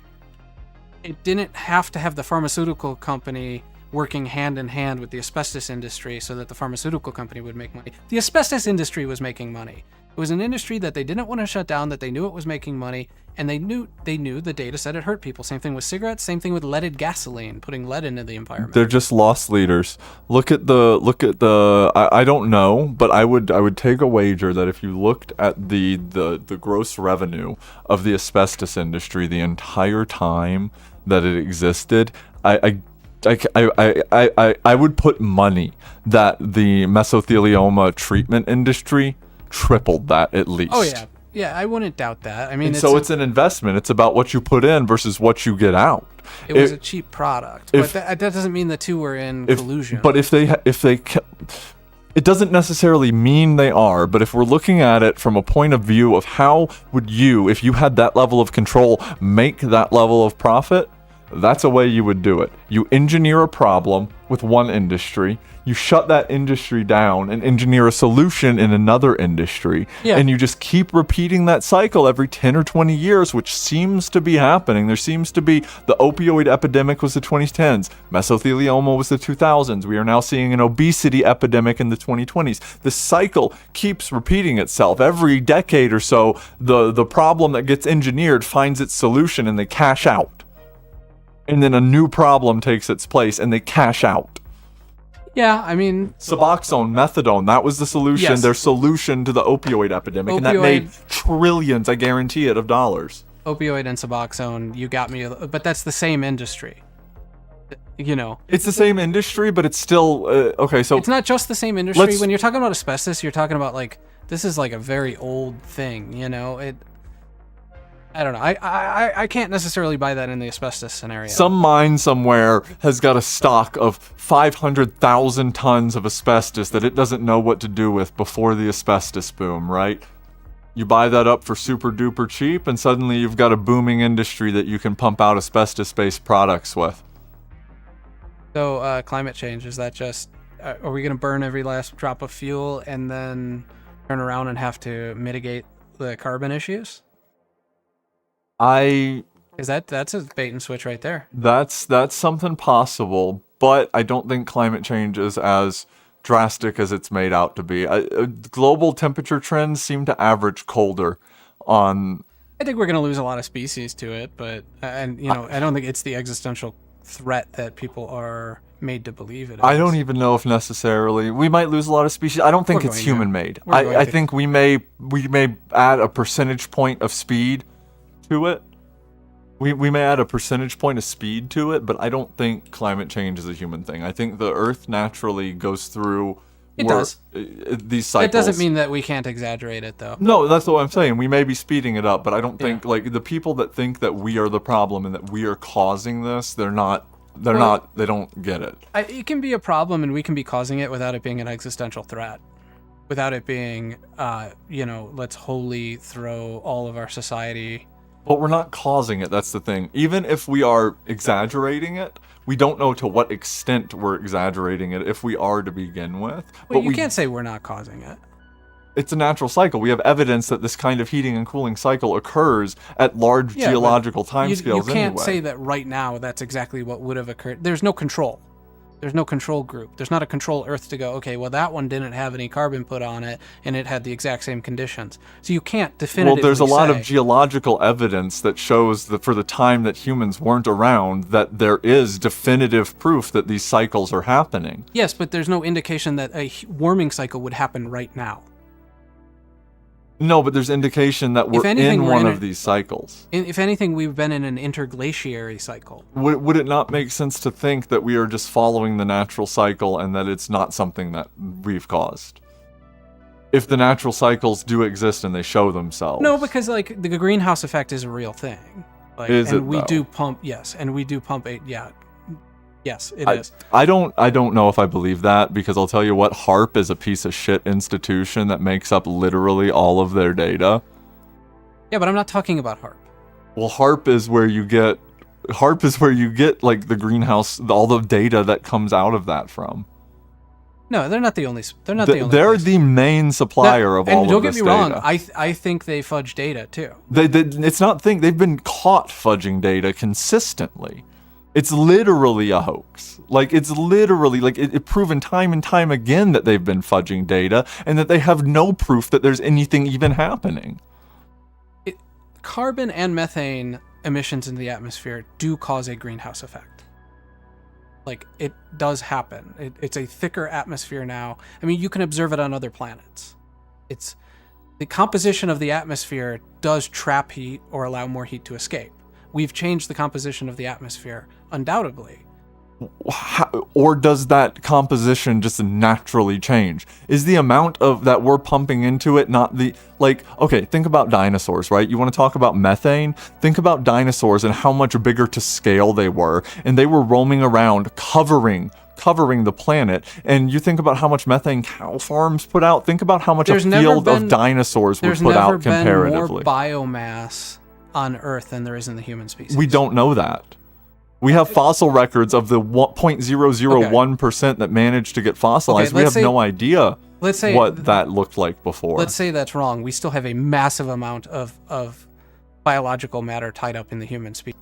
The reality is we're both doing different math and coming to the same conclusion, is that it's not an existential threat.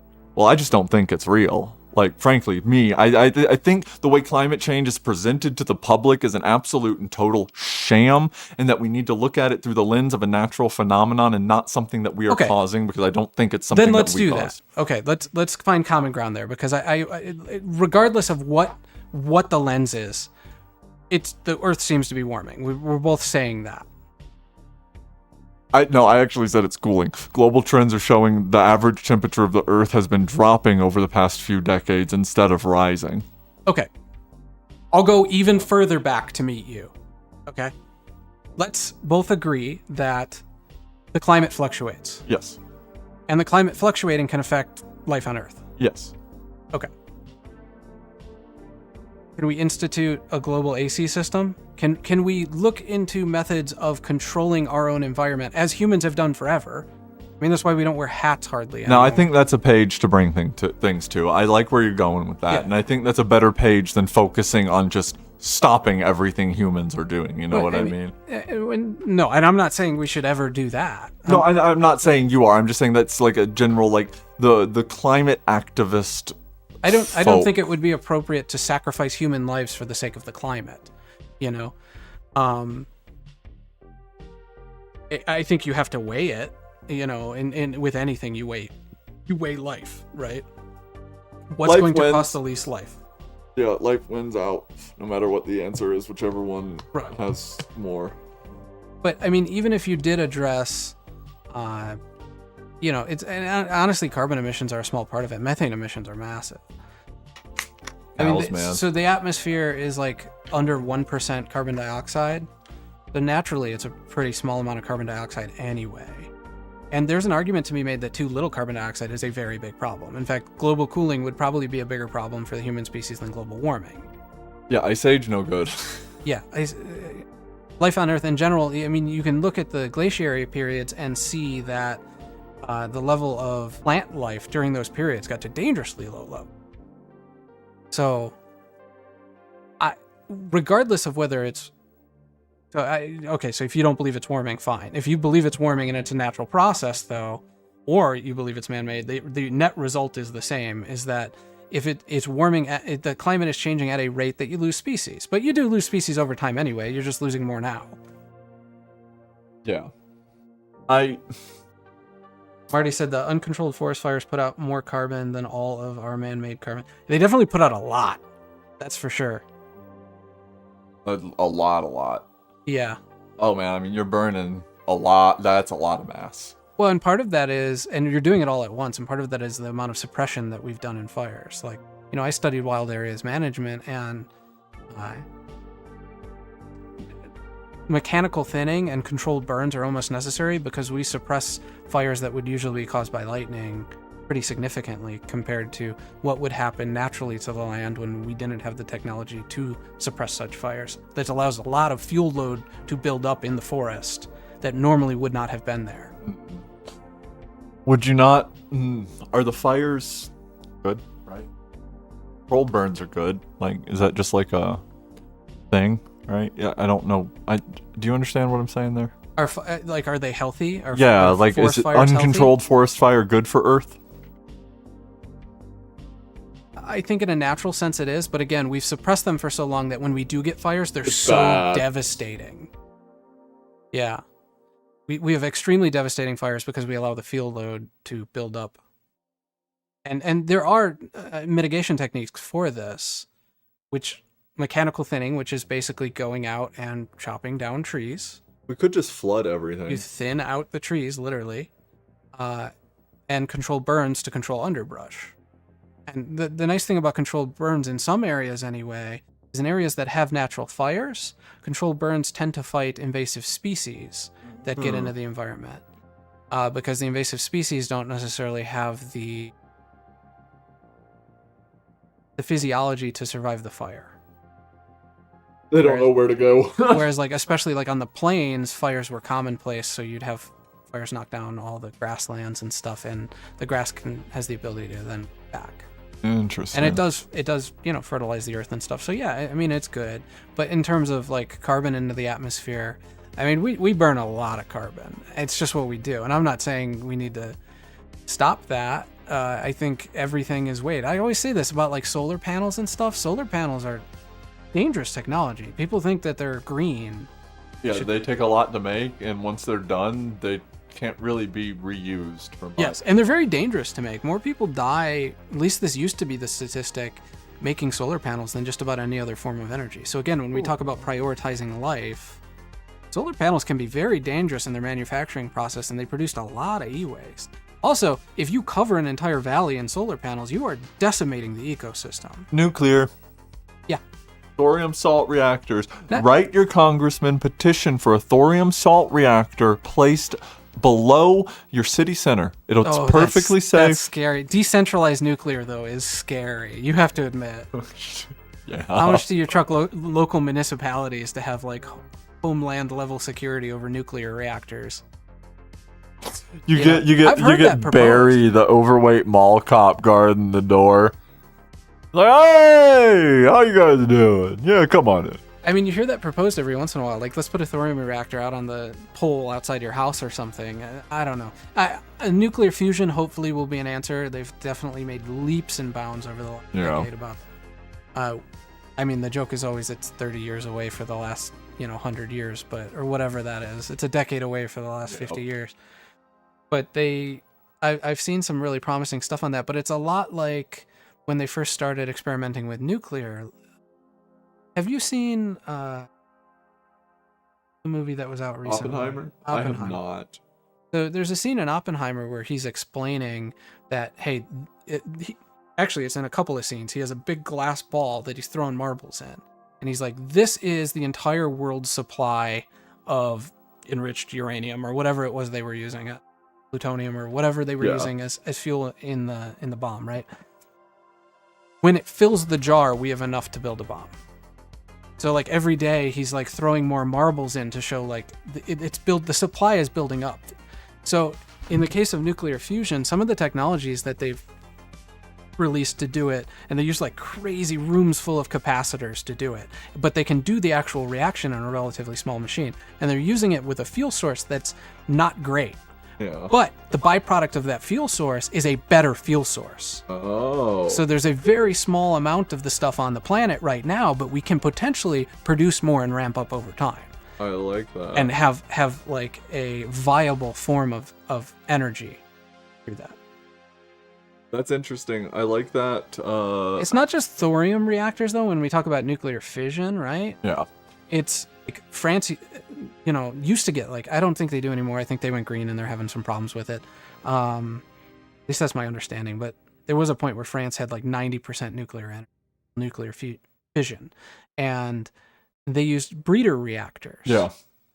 And breeder reactors, you can basically reuse the nuclear waste, and the byproduct is radioactive for a fraction of the time that like our nuclear waste that we store in like Cheyenne Mountains and stuff like, I don't know if it's stored there, but it's like those big underground vaults with the signs in every known language that say do not open this. See, you want to talk a conspiracy. Jacqueline's in the other room and she said Oppenheimer was the worst movie ever.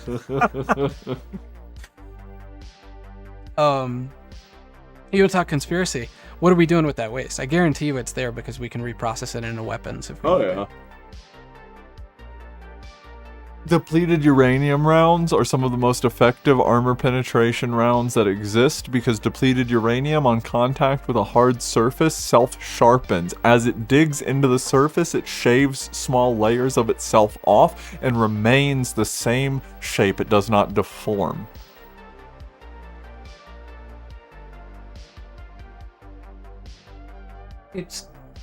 That confused me. I don't know anything about. So, watch real quick. Let me try to give an example. So normal round hits, and it's gonna do this, right? It's gonna smush up. It's gonna hit armor and smush up. A depleted uranium round, when it hits, it keeps the same shape.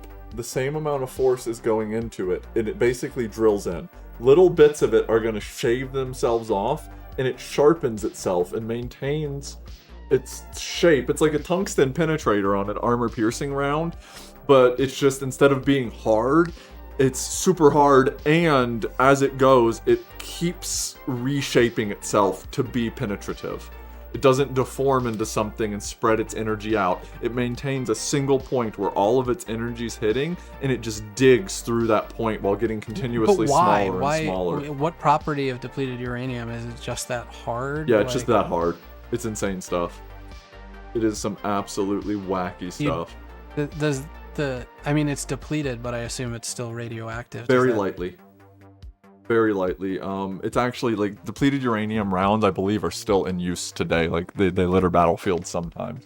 You see them more in artillery and tank shells than you do in... Is it like a war crime thing? Yeah. But, I mean, like, whatever's... It's kind of an oxymoron. War crime, right? No, yeah. Tank rounds, you'll see use depleted uranium. You won't see it in infantry as much. That makes sense. There were, and you can still find occasionally, some Russian ammo from like the 60s through the 80s. Occasionally, some of their Spetsnaz ammo ended up with depleted uranium for armor-piercing rounds instead of the tungsten penetrators that they typically use. So that is a thing that's out there, but it's very rare. It's very hard to come by. And that's how you go from climate change to war crimes. 6 degrees of connection to anything, I tell you what. Yeah. I sounded like that Sasquatch recording. Yeah. Yeah, I don't know. I mean, like, there is a point to be made that, like, okay, so if we make an effort towards cleaner energy, what's the worst thing that happens? We end up with a less polluted environment, even if it's not climate change. Like, we're qualified to talk on the topic, but we're just spouting off at the mouth. No. We're not trying to make everyone and their brother change the way they live. These are opinions, and you know what? I reserve the right to be wrong and to change my mind, like tomorrow or right now. That's part of growth. Doesn't mean I will. Yeah, I mean... I am disappointed to see scientists fudge data like that, though, in terms of climate science. If that's true, and let's say it is, it's disappointing. Oh yeah, disappointment's the right word. Because I don't think you need to. I think the real data's there, and it'll speak. No doubt. Our upstream is dropping again. Bouncing a little. If you want to give us a call, please do. We're probably going to get off here pretty soon. We took a couple extra breaks, so we're on a little later. 857-323-3425. 5732-DARK-DIAL, or D-Dial. You can go to darkdial.com, though. Go there. Talk about blue cows. If you're watching and you're enjoying any of this at all, or even if you're not and you still would like to give us a follow or a subscribe, please do. Leave a comment if you disagree. Leave a comment if you agree. I know Marty said climate change is a hoax. He gets it, man. You understand. I mean...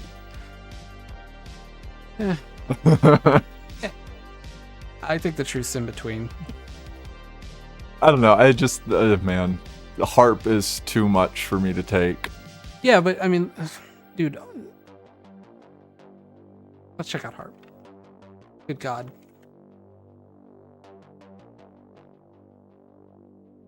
So HARP is the High Frequency Active Oral Research Program.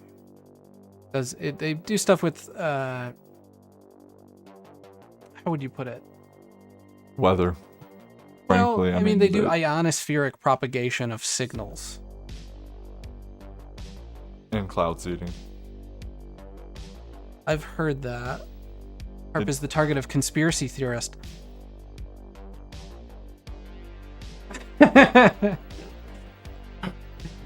I like how if I hover over conspiracy theorist, it shows the. For me. No, it's the the eye on The pyramid on money. no. That's funny, man. Claim it is capable of weather manipulation. I mean, it probably is to some degree. They literally seed rainstorms in Dubai. I know HARP is capable of weather. Do they do that with a HARP-like technology, or do they do it with that? What's that little metal flake stuff called? No, they do it with like a HARP, if I'm not mistaken. I'm not 100% sure, but I want to say that's what I am doing. It was a couple years back when I saw that. Do you know that it rains in Vegas more? Like we create like tropical storms over Vegas. Yeah, just because of the microclimate that's there from essentially human activity, transpiration into the atmosphere. It causes rain. That is funky. Yeah, it's kind of cool. I mean, I've never understood why we don't irrigate the deserts. Like I understand ecosystems and whatnot, but like we have a terrible infrastructure for water. Like why are we still fighting for water in the West? Why is there still water rights issues? Why hasn't this been solved? Yeah. It's such a basic function of human life. And I literally think it's just there's not money in it. And also the resource is there. It's kind of you ever heard of the tragedy of the commons? Yeah.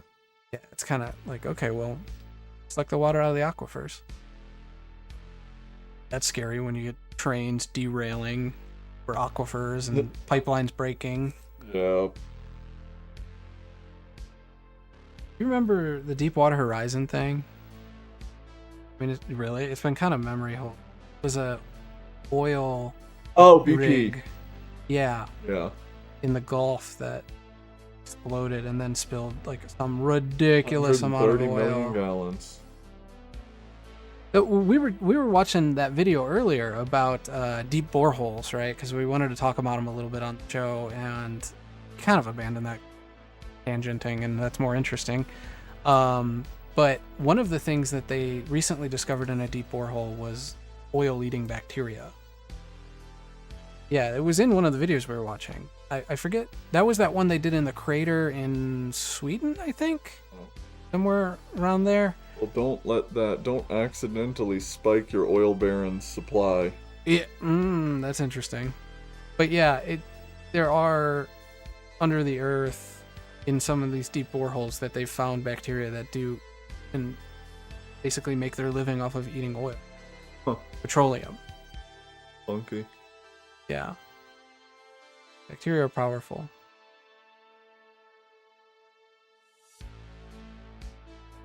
Well, should we cut it? Alright. So if you enjoyed, please give us a follow. Give us a subscribe. Really appreciate it. Always say. And we're going to be back next Thursday. It'll be the same time for you, but believe it or not, it won't be the same time for us. Daylight savings is a bitch. We don't have to deal with it. Yeah. Alright, I just got some hate text about climate change. Somebody's not happy with you. Yeah, so we'll be on... What are the new times? Good lord, here. 5,